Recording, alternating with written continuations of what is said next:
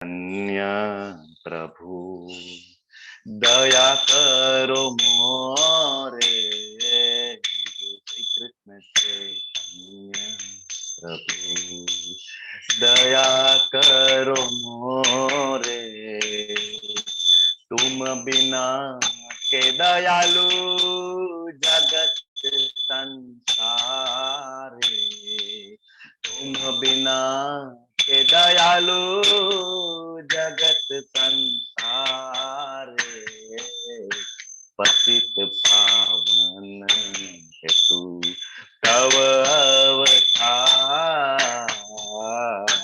पतित पावन हेतु तव अवतार मोसम पतिता प्रभु न पाइबे मोसम पतिता प्रभु न पाइबे श्री कृष्ण चैतन्य प्रभु दया करो मोरे श्री कृष्ण चैतन्य प्रभु हा हा प्रभु नित्यानंद प्रेमानंद सुखी हा हा प्रभु नित्यानंद प्रेमानंद सुखी कृपावलोकन करो आम्ही बडो दुखी कृपावलोकन करो हरे कृष्ण आम्ही प्रभु जी। बडो दुखी श्री कृष्ण चैतन्य प्रभु दया करो मोरे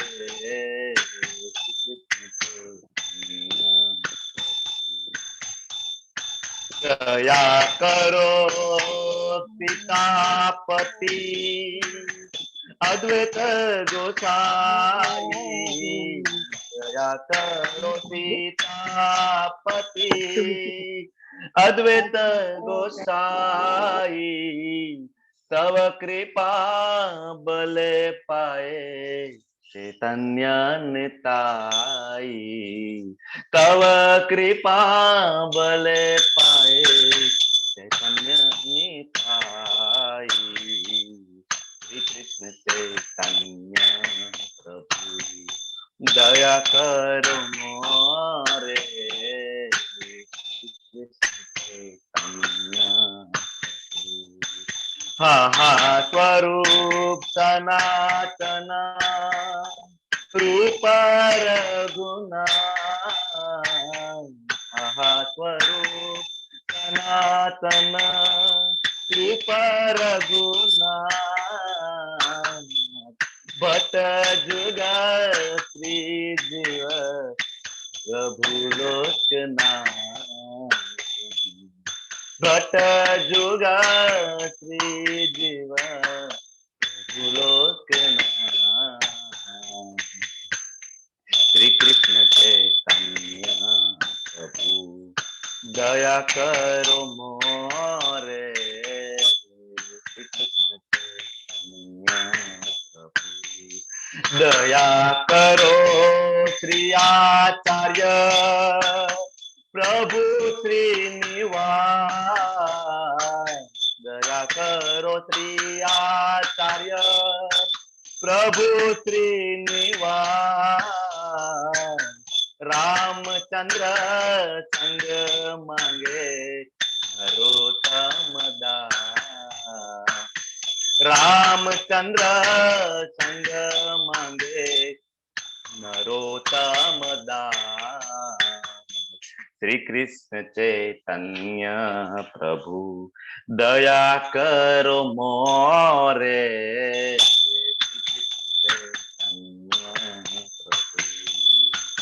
तुम बिना के दयालु जगत संसारे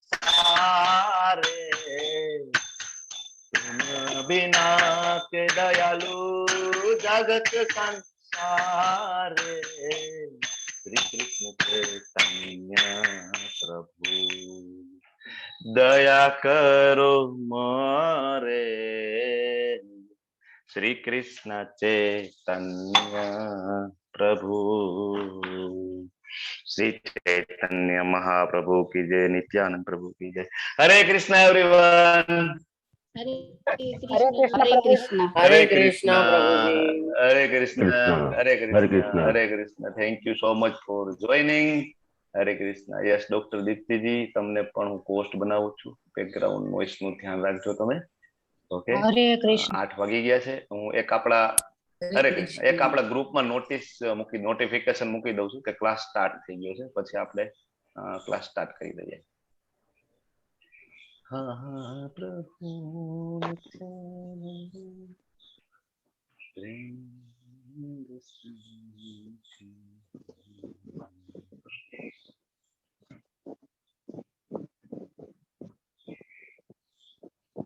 okay thank you so much for joining બધાનું હાર્દિક સ્વાગત છે અને તમારું બધાનું સ્વાગત કરતા મને ખૂબ આનંદ થાય છે ઇસ્કોન મેંગલુરુ શ્રી શ્રી રાધા ગોવિંદ ટેમ્પલ તરફથી તમારું બધાનું સ્વાગત છે વેલકમ થેન્ક યુ બહુ બધી સુકૃતિઓ હોય ને તો ભગવદ ગીતાના ક્લાસમાં કન્ટિન્યુટી જાળવી શકાય બરાબર ને કઈ સામાન્ય ઘટના નથી 7મા અધ્યાયમાં ભગવાન તમારા બધા માટે 2 શ્લોક બોલશે બરાબર ને આપણે ત્યારે ચર્ચા કરીશું તો શ્રી શ્રી રાધા ગોવિંદ ટેમ્પલ તરફથી તમારું બધાનું હાર્દિક સ્વાગત છે આપણે શ્રી શ્રી રાધા ગોવિંદજીના ચરણોમાં વંદન કરીએ શ્રી કૃષ્ણના ચરણોમાં વંદન કરીએ અર્જુનજી ભગવાનના શાશ્વત ભક્ત એમના ચરણોમાં વંદન કરીએ એવા જ ભક્ત શ્રીલા પ્રભુપાદજીના ચરણોમાં વંદન કરીએ જયા પતાકા સ્વામીજી મહારાજ નામાનિષ્ઠદાસ પ્રભુ કે જેમની કૃપાના કારણે આપણે આ જ્ઞાનનું આસ્વાદન કરી શકીએ છીએ એકદમ નિસ્વાર્થ ભાવે હરે કૃષ્ણ ઓકે તમારી સ્લાઇડ વિઝિબલ છે ને મારું વોઇસ સ્લાઇડ બધું બરાબર છે ને બરાબર છે ઓકે જિગ્નેશજી તમને પણ કોસ્ટ બનાવી દીધા છે thank you so much for joining મંગળાચરણથી આપણે શરૂઆત કરીએ ઓમ અજ્ઞાનમ તિમિરાંધસ્ય જ્ઞાનાજન શલાકયા ચક્ષુરુન્મિલિતમ યેન તસ્મે શ્રી ગુરુવે નમઃ શ્રી ચૈતન્ય મનોભીષ્ટમ સ્થાપિતમ યેન ભૂતલે સ્વયં રૂપ કદા મહ્યમ દદાતિ સ્વપદાંતિકમ વંદેહમ શ્રી ગુરુમ શ્રીયુતાપદકમલમ શ્રી ગુરુન વૈષ્ણવાંશ્ચ શ્રી રૂપમ સાગરજાતમ સાગણ રઘુનાથાન્વિતમ તમ સજીવમ સાદ્વૈતમ સાવધૂતમ પરિજન સહિતમ કૃષ્ણ ચૈતન્ય દેવમ શ્રી રાધા કૃષ્ણ પાદાન સાગણ લલિતા શ્રી વિશાખાન્વિતાંશ્ચ હે કૃષ્ણ કરુણા સિંધુ દીનબંધુ જગતપતે गोपेश गोपिका कांत राधा कांत नमस्ते तप्त कांचन गौरांगी राधे वृंदावनेश्वरी वृषभानु सुते देवी प्रणमामि हरि प्रिय वांछा कल्पतरुभ्यश्च कृपा सिंधुभ्य एव च पतितानां पावनेभ्यो वैष्णवेभ्यो नमो नमः अनंत कोटि वैष्णव वृंद की जय श्रीला प्रभुपाद की जय ग्रंथराज श्रीमद् भगवद गीता श्रीमद् भागवतम की जय सद्गुरुदेव की जय नमो विष्णुपादाय कृष्ण पृष्ठाय भूतले श्रीमते भक्ति वेदांत स्वामिनीति नामिने नमस्ते सारस्वती देवी गौरवाणी प्रचारिणे निर्विशेष शून्यवादी पाश्चात्य देश तारिणे जय श्री कृष्ण चैतन्य प्रभु नित्यानंद श्री अद्वैत गदाधर शिवासादि गौर भक्त वृंद हरे कृष्णा कृष्ण कृष्ण हरे हरे हरे राम राम राम हरे हरे हरे कृष्णा एक वक्त बधा अनम्यूट हरे कृष्णा प्रभुजी बोले हरे कृष्ण हरे हरे कृष्ण हरे कृष्ण हरे कृष्ण हरे वेलकम कृष्ण हरे આજે તો મંગલા આરતીમાં Welcome, પ્રભુજી તમે સ્વાગત છે. દર્શન આપ્યા આજે એકચ્યુઅલી હું મોરબી છું અમારા સાસરે આવ્યો છું તો ટેમ્પલે ફિઝિકલી આજે નહોતું જઈ શકાય એમ હા એટલે આપણા મંદિરની આરતી મંગળા આરતી કરી લીધી આજે અને ખૂબ આનંદ થયો ઘણા બધા ભક્તો હોય છે ટેમ્પલમાં ઓનલાઈન પણ કારણ કે સવારમાં ઉઠવું બ્રાહ્મ મુહૂર્તમાં એક તપ છે કળિયુગની અંદર આપણે આવા નાના નાના એટલીસ્ટ તપ કરી શકીએ એમાં આજે તો ચેપ્ટરનું નામ જ ધ્યાન યોગ છે અષ્ટાંગ યોગ ધ્યાન યોગ બરાબર તો તમારો બધાનો ખૂબ ખૂબ આભાર છે કે તમે 6ઠ્ઠા અધ્યાય સુધી કન્ટિન્યુટી જાળવી રાખી શક્યા છો ધેટ્સ ગ્રેટ કારણ કે બહુ બધી સુકૃતિઓ હોય. હું તમને વારંવાર સુકૃતિઓની વાત કરું તો તમને એમ થતું હશે કે ભાઈ આ સુકૃતિ એટલે શું છે, તો આપણે શોર્ટમાં લઈ લઈએ કે સુકૃતિઓ એટલે એવા કર્મો છે કે જે કર્મો આપણે ભગવાન તરફ લઈ જાય એને કહેવાય સુકૃતિઓ. બે પ્રકારની સુકૃતિ છે, એક તો જ્ઞાત સુકૃતિ અને એક અજ્ઞાત સુકૃતિ. અજ્ઞાત સુકૃતિ એટલે કે ધારો કે તમારા બેંક એકાઉન્ટમાં અચાનક જ પૈસા આવી જાય, તમને ખબર જ નથી, બરાબર, તો એ અજ્ઞાત સુકૃતિ, તમને ખ્યાલ નથી, બરાબર. ધારો કે તમે સિગ્નલ ઉપર છો, કાર લઈને જાઓ છો અને બાજુમાં બધા ભક્તો કે હરિનામ સંકીર્તનમાં નીકળ્યા હોય, હરે કૃષ્ણ, અને એનો અવાજ તમારા કાનમાં પડે છે, બેકગ્રાઉન્ડમાં નોઈસ આવે છે. ડોક્ટર દીપ્તિજી, નૈયાજી, ઘણા બધા માઇક ચાલુ છે. Okay, thank you. તો ધારો કે ટ્રાફિક સિગ્નલ ઉપર તમે છો અને તમને ભક્તોનો અવાજ સંભળાય છે, કીર્તન સંભળાય, ભલે તમને ભગવાન પ્રત્યે પ્રેમ નથી પણ ભગવાન ખૂબ દયાળુ છે, ખૂબ કૃપાળુ છે, એના જે શબ્દો તમારા કાનમાં પડે છે એ એકના એક દિવસ તમને એના શરણોમાં લઈ જશે. બીજું એવું છે, તમને કોઈ પ્રસાદ આપે છે, તમને ભગવાન પ્રત્યે એટલો પ્રેમ નથી પણ તમને પ્રસાદ આપે છે, તમે એને સ્વીટ સમજીને તમે ખાઈ લો છો, પણ એ પ્રસાદની અંદર જયારે સવારમાં ભગવાનને ભોગ ધરાવે ને તો ઠાકોરજીને અને ગુરુ પરંપરાને રિક્વેસ્ટ કરવામાં આવે, વિનંતી કરવામાં આવે કે હે કૃષ્ણ, હે રાધાજી, તમે આ ભોગ એ રીતના ગ્રહણ કરજો કે આ તમે જે ગ્રહણ કરેલો ભોગ અને અમે જે એમાંથી પ્રસાદ લઈએ તો એ જે જીવના કહેવાય કે મોઢામાં જાય, શરીરમાં જાય, તો એ જીવ તમારા શરણે આવી જાય અને એના હૃદયમાં તમારી શુદ્ધ ભક્તિ પ્રગટ થાય. પછી એ ભક્ત હોય કે ના હોય, પ્રસાદ પેટમાં જાય છે તો ધીમે ધીમે એની મેજિકલ ઇફેક્ટ થાય છે. ભલે અમુક સમય લાગે છે, કર્મોના બંધનોના કારણે ઘણી વખત સમય લાગે છે, પણ એ વર્ક કરે છે, કામ કરે છે. પ્રભુપાદે ત્યાં ફોરેન ગયા અને બધાને શરૂઆતમાં ખાલી પ્રસાદ જ, હરિનામ સંકીર્તન કરવાનું, મહામંત્રની ધૂન કરવાની, બધાને પ્રસાદ આપવાનો અને ધીમે ધીમે કરીને બધા ભક્તો બની ગયા. તો આ છે અજ્ઞાત સુકૃતિઓ. હવે બીજી જ્ઞાત સુકૃતિઓ. જ્ઞાત સુકૃતિ એટલે કેવી, તમે બધા નક્કી કર્યું કે આપણે ભગવદ ગીતાનો કોર્સ જોઈન કરવો છે, આપણે મંગળા આરતી માટે ઉઠવું છે સવારમાં, બરાબર, તમે ક્વિઝ એટેન્ડ કરો છો, માળા કરો છો, જે તમે જાણી જોઈને કરો છો એને કહેવાય જ્ઞાત સુકૃતિઓ. તો આવી જ્ઞાત અને અજ્ઞાત સુકૃતિઓના તમે સ્વામી છો બધા, બરાબર. આજે જો 30 પાર્ટિસિપન્ટ છે આપણી પાસે, તો તમે બધા આવી જ્ઞાત અને અજ્ઞાત સુકૃતિઓના સ્વામી છો, એટલે તમને બધાને અમારા વંદન છે કે તમે આ કન્ટિન્યુટી જાળવી રાખો છો. આજે ખૂબ જ પવિત્ર દિવસ છે. આજે નરસિંહ ભગવાનનું પ્રાગટ્ય દિવસ છે. પ્રહલાદ મહારાજ માટે આજે ભગવાન શ્રી કૃષ્ણ છે એ નરસિંહ અવતાર સ્વરૂપે આજે પ્રગટ થયેલા હતા.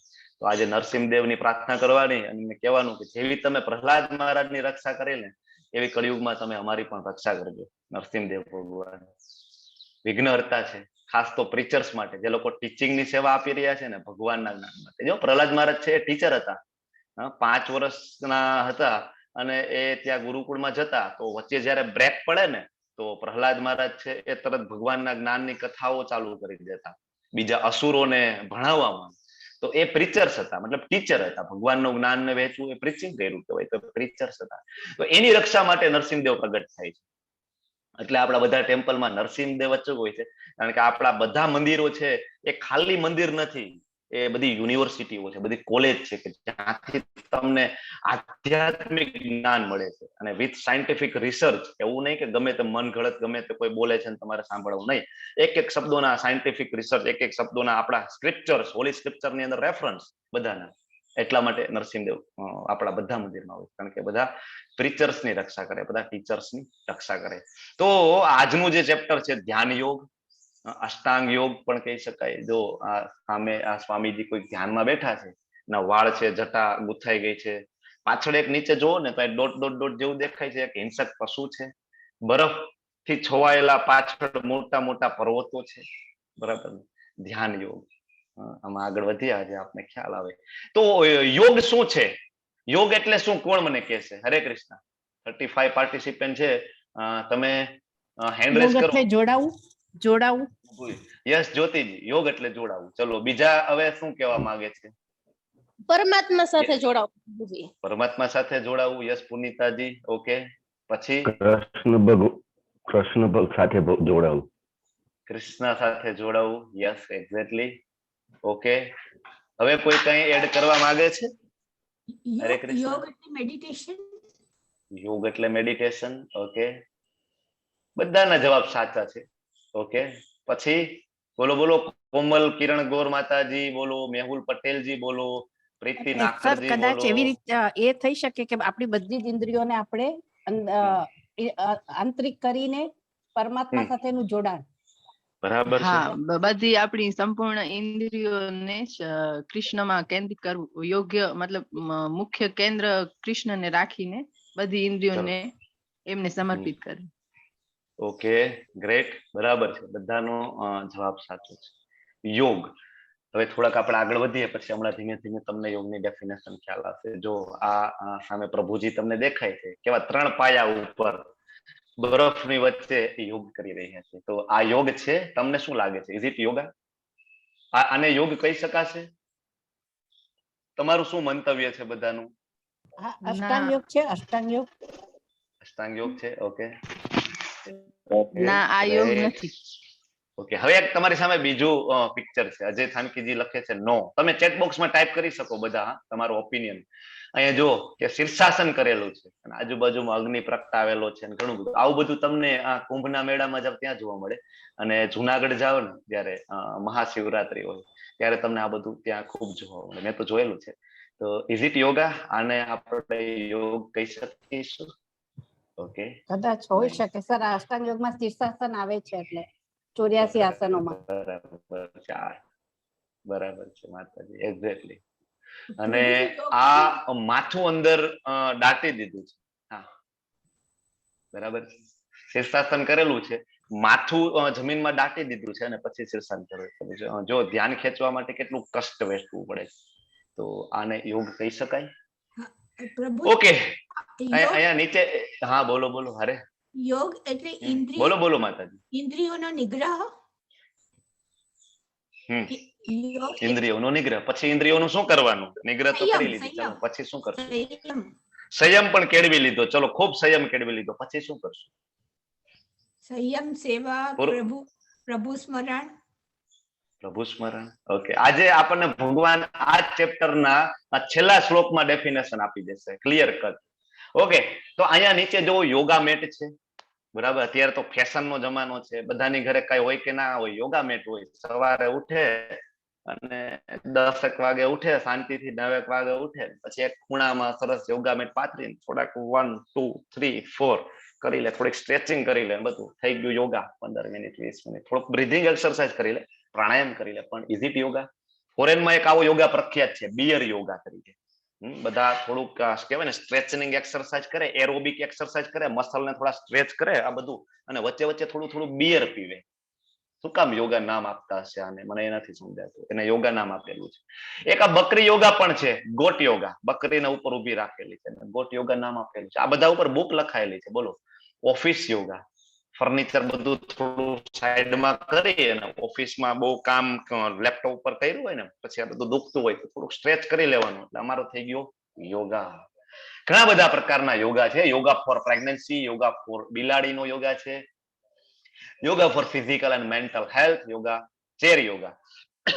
અહીંયા ઉપરની સાઈડમાં તમારા લેફ્ટ હેન્ડ સાઈડમાં એક પર્વત દેખાય છે તમને, અને એમાંથી કોઈક ઋષિ બહાર નીકળે છે, ઉપર કોઈક કહેવાય પક્ષીમાં આવે છે. એ કઈ ઘટના છે? કોણ કે છે? હરે કૃષ્ણ, હરે કૃષ્ણ. પાવર યોગા. યસ, બે હેન્ડ રેસ છે. Okay, yes. ડોક્ટર દીપ્તિ બોલો તમે. ચલો, હિરણ્યકશિપુ છે એ કેટલા વર્ષો સુધી તપસ્યા કરી હતી અને પછી બ્રહ્માજી પ્રસન્ન થાય છે અને આવે છે ને વરદાન દેવા માટે. બરાબર, એક્ઝેક્ટલી. હિરણ્યકશિપુ છે એ પણ તપસ્વી હતો. તમે એમ કહો કે ભાઈ આ તો યોગા છે, તો એ પણ તપસ્વી હતો. ખૂબ તપ કરે છે. શેના માટે તપ કરે છે? તો કે ભાઈ અમર થવા માટે. ભાઈ બ્રહ્માજીની કરે, કૃષ્ણની કેમ ના કરે, વિષ્ણુની કેમ ના કરે? તો ભગવાને ચોથા અધ્યાયના 12મા શ્લોકમાં આપણને કીધું કે ભાઈ સકામ કર્મોના ફળ જેને જોતા હોય એ દેવી દેવતાઓની ઉપાસના કરે છે અને એ દેવી દેવતાઓને પ્રસન્ન કરે છે. તમે ગમે એટલા રાક્ષસ લઈ લો બધા, અથવા જેને કઈક ફળની આશા છે, એ બધા કા શિવજીને પ્રસન્ન કરશે કા બ્રહ્માજીને પ્રસન્ન કરશે. બરાબર ને? ગમે એટલા રાક્ષસો લઈ લો. તો અહીંયા ઉપર જે આવે છે બ્રહ્માજી આવે છે, અને હિરણ્યકશિપુ એટલું ઘોર તપ કરે છે કે છેલ્લે એનું ખાલી હાડ પિંજર વધે છે. બ્રહ્માજી છે દિવ્ય જળ છાટે છે અને પાછું એનું શરીર કહેવાય પુનઃ પ્રગટ કરે છે, પાછું હિરણ્યકશિપુનું વરદાન માગે છે. તો ઇઝ ઇટ યોગા? આને પણ અષ્ટાંગ યોગ જ કહેવાય એક જાતનો, બરાબર. હવે જો શ્રમ કરવો અને તપ કરવું એ કઈ ખોટું નથી, પણ એનો અલ્ટિમેટલી પર્પઝ શું છે, એનો હેતુ શું છે આ કરવા માટે, એ ખૂબ મહત્વનું છે. જો રાવણ પણ ખૂબ મોટો તપસ્વી હતો, હિરણ્યકશિપુ પણ ખૂબ મોટો તપસ્વી હતો, રાક્ષસો તપસ્વી હતા, અને ભસ્માસુર એ ખબર છે ને તમને, શિવજીને પ્રસન્ન કરી દે છે. તો આ બધા પણ યોગીઓ છે, આ બધા પણ તપસ્વીઓ છે, બરાબર. અને આજકાલ તો સૌથી વધારે ફેમસ જે યોગા હોય ને, તો એ છે વેટ લોસ માટેના yoga. Yoga for wellness, back care, કમર દુખતી હોય એના માટે, કોમ્પ્યુટર માટે, સિક્રેટ બિઝનેસ માટે ટેનિસ યોગા છે, આ બધા અલગ અલગ યોગાઓ હોય છે. પણ એક્ઝેક્ટલી યોગ એટલે શું? તો કે યોગ છે એ યુજ ધાતુમાંથી બનતો શબ્દ છે, યુજ ધાતુમાંથી બને યોગ. યોગ એટલે ભગવાન સાથે જોડાવું. અચ્છા, એટલે ભગવાન સાથે કઈ રીતના? આ રીતના આમ જોડાઈ જવાનું, હક કરી લેવાની? નહીં, એવી રીતના નહીં. યોગ એટલે આપણે પેલા જાણવાનું કે ભાઈ આપણે શરીર નથી, આપણે આત્મા છીએ, બરાબર. અને પછી આત્માનો ધર્મ શું છે, આત્માનો સ્વભાવ શું છે? તો કે આત્માનો સ્વભાવ છે કૃષ્ણની સેવા કરવી, ભગવાન કૃષ્ણની સેવા કરવી, અને એની સેવામાં આપણે લાગી જાય, ધેટ ઇઝ યોગા. આને યોગ કહેવાય. તમે બધા હમણાં મને આન્સર આપતા હતા કે આ બધા આગળ છે, એમાં ઘણા બધા માતાજીનો જોબ હતો, પણ આ પણ યોગા છે, આ પણ યોગા છે.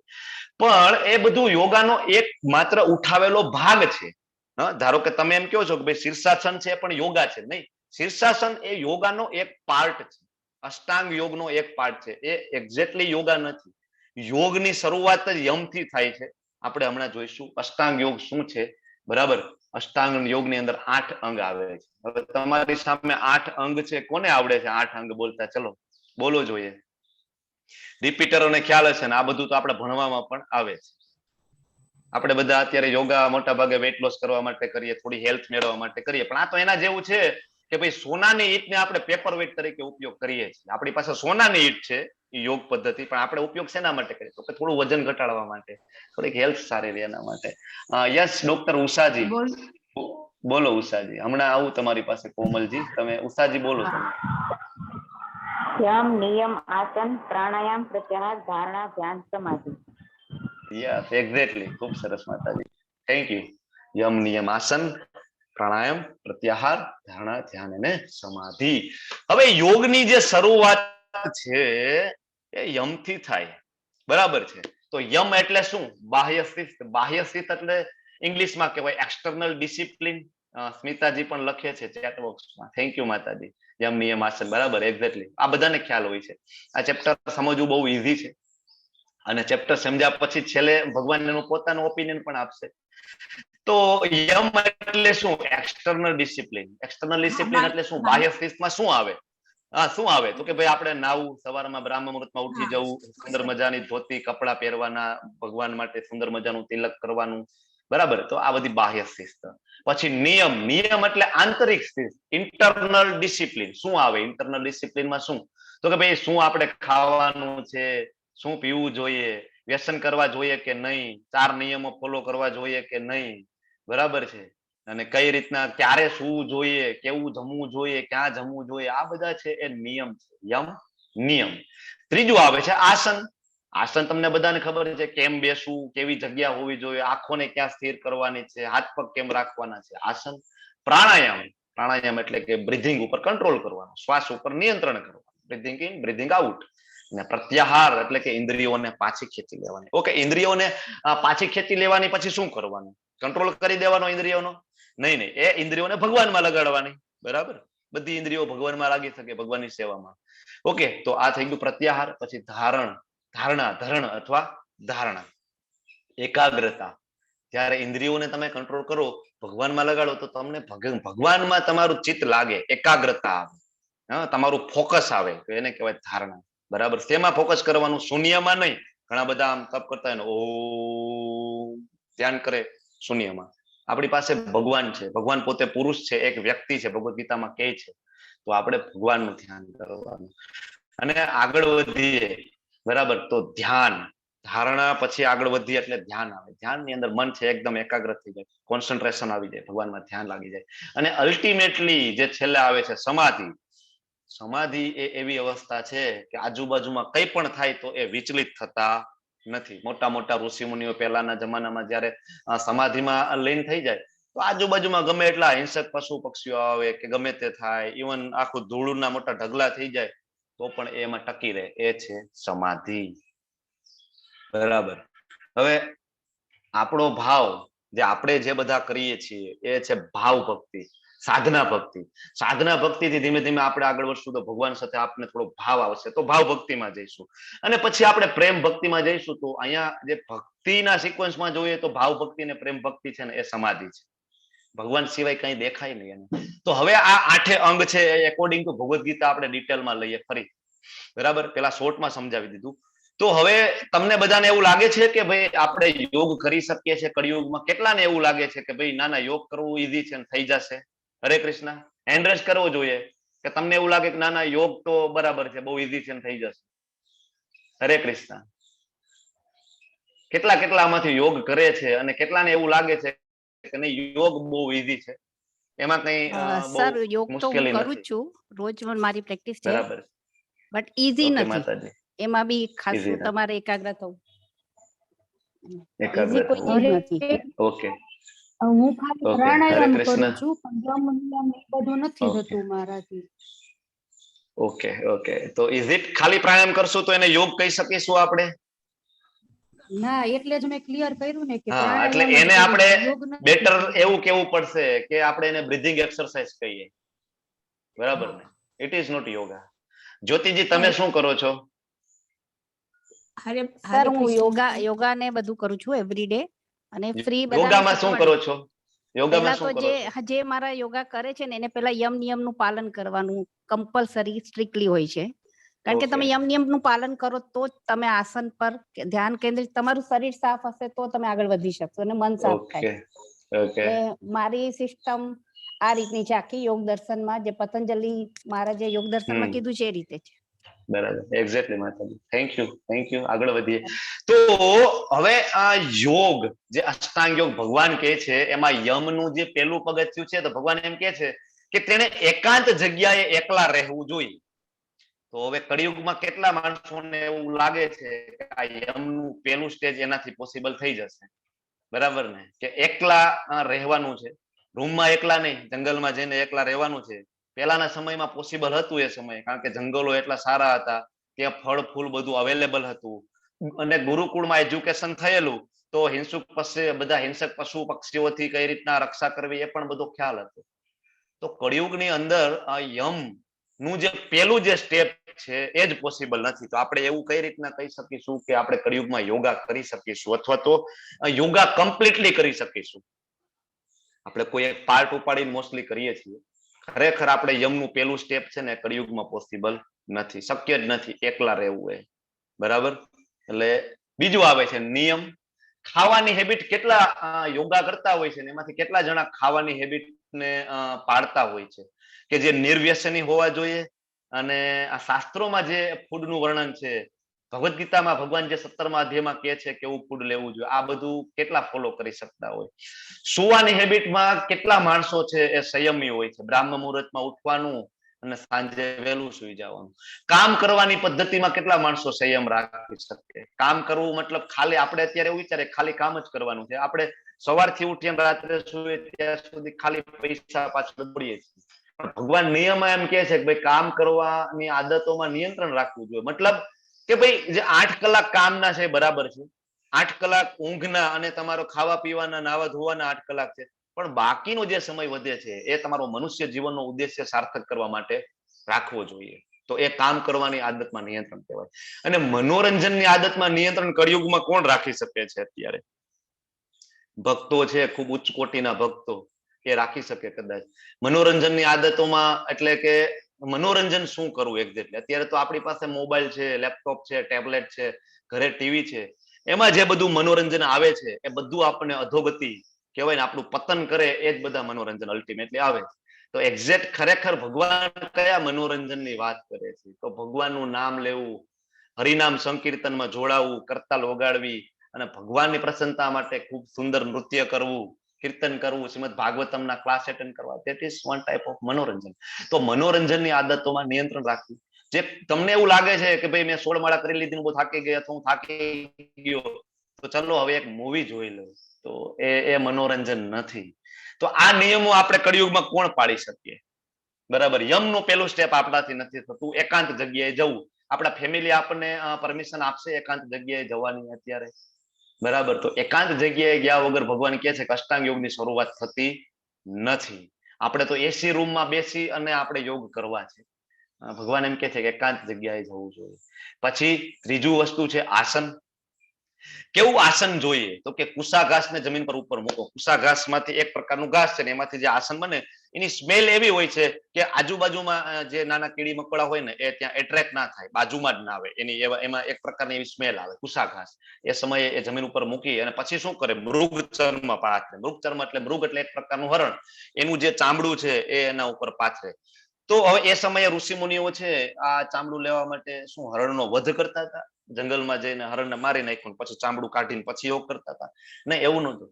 જંગલમાં જે હરણ છે એ સિંહ હરણનો વધ કરે, મારણ કરે, અને સિંહ છે અંદરનું બધું ખાઈ જાય ને પછી બહારનું જે હોય ને એનું જે ચામડી એકદમ હાર્ડ હોય એ ના ખાય, કારણ કે એમાં બધું વાળ ને બધું હોય ને એ ના ખાય, અંદરનું બધું ખાય. તો બાકીનો જે ભાગ છે ને એ આ બધા જે ઋષિમુનિઓ તપસ્વીઓ હોય લઈ આવે, એકદમ વોશ કરે, ક્લીન કરે અને એ પાથરીને ઉપર બેસે. શું કામ? કે એક તો એક ગરમ હોય છે, એનો નેચર ગરમ છે એટલે આજુબાજુમાં કોઈ પણ સાપ કે એવા જીવજંતુઓ આવે નહીં. અને બીજું ઠંડા અને ગરમ વાતાવરણથી એને બેલેન્સ મળી રહે. પણ અત્યારે કળિયુગમાં તો આપણી પાસે એકદમ કહેવાય ડનલોકની પોચી ગાદીઓ છે, બરાબર, યોગા મેટ છે, તો આપણે એનો ઉપયોગ કરીએ છીએ. હવે આ બેઠક કેવી હોવી જોઈએ? ભગવાન કે ઘણી ઊંચી ના હોવી જોઈએ. યોગા કરતા હોય ખૂબ ઊંચી બેઠક તમે બનાવો તો તમને પડવાનો ભય રહેશે, તમે ત્યાંથી પડી જશો. અથવા તમારી બેઠક ખૂબ ઊંચી બનાવો અને બીજા બધા નીચે બેઠા હોય તો તમને થોડો ઘમંડ આવી જશે, નહીં હું તો કંઈક છું ભાઈ, સ્પેશિયલ છું, અભિમાન આવી જશે. એટલે ભગવાન કે ખૂબ ઊંચી ના હોવી જોઈએ, ખૂબ નીચી પણ ના હોવી જોઈએ. એવું નહીં કે જમીનમાં ખાડો ગારીને એમાં અંદર બેસી જવા. ભગવાન કે નીચી પણ ના હોવી જોઈએ. શું કામ? ત્યાં તો ના થઈ શકે, કારણ કે જીવ જંતુઓ બધું હોય. ઓકે. બીજું તો કે પવિત્ર સ્થાન પર સ્થિત હોવી જોઈએ. હવે કળિયુગની અંદર એકાંત સ્થળ જે છે એ પવિત્ર નથી અને જે પવિત્ર સ્થળ છે તે એકાંત નથી.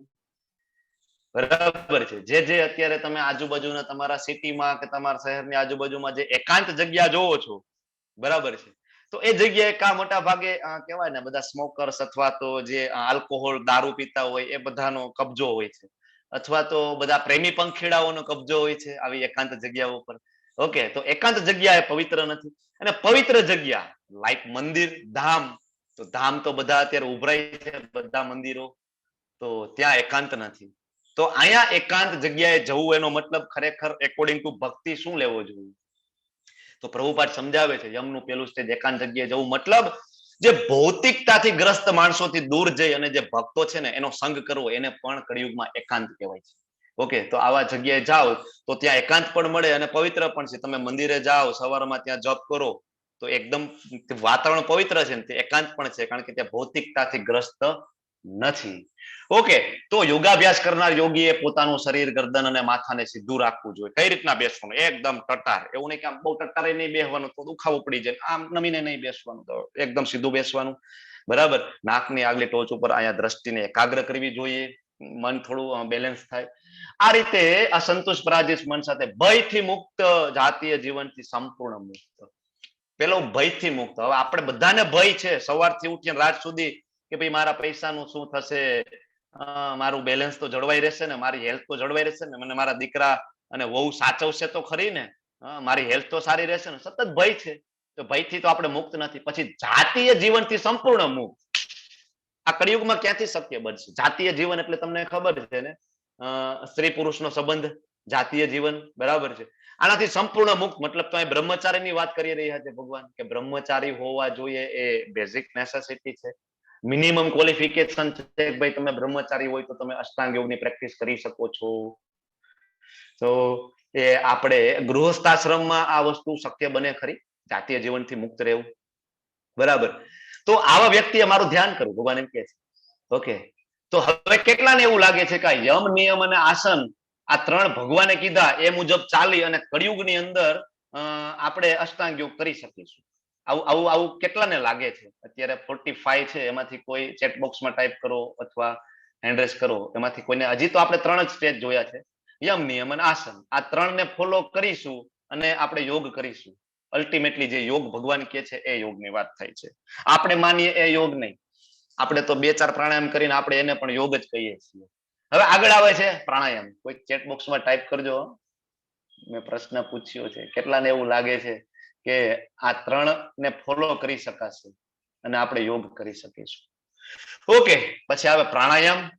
બરાબર, આ જે શ્લોક છે 5.29 માંથી લીધો છે. પ્રાણાયામ એટલે શું? તો કે બહારનો શ્વાસ અંદર, અંદરનો શ્વાસ બહાર જતા રોકવાનો. કુંભક અને રેચક.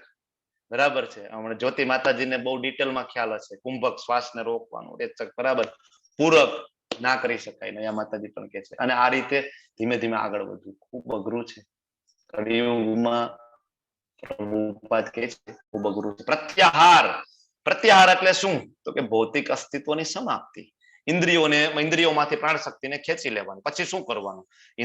બધી ઇન્દ્રિયોમાંથી પ્રાણ શક્તિ ખેંચી લીધી પછી એનો ઉપયોગ શેના માટે? સિદ્ધિ માટે કરવાનો. ઓલી અષ્ટ સિદ્ધિ છે એના માટે કરવાનો. 8 પ્રકારની સિદ્ધિ મળે. હા, અત્યારે પણ મળે.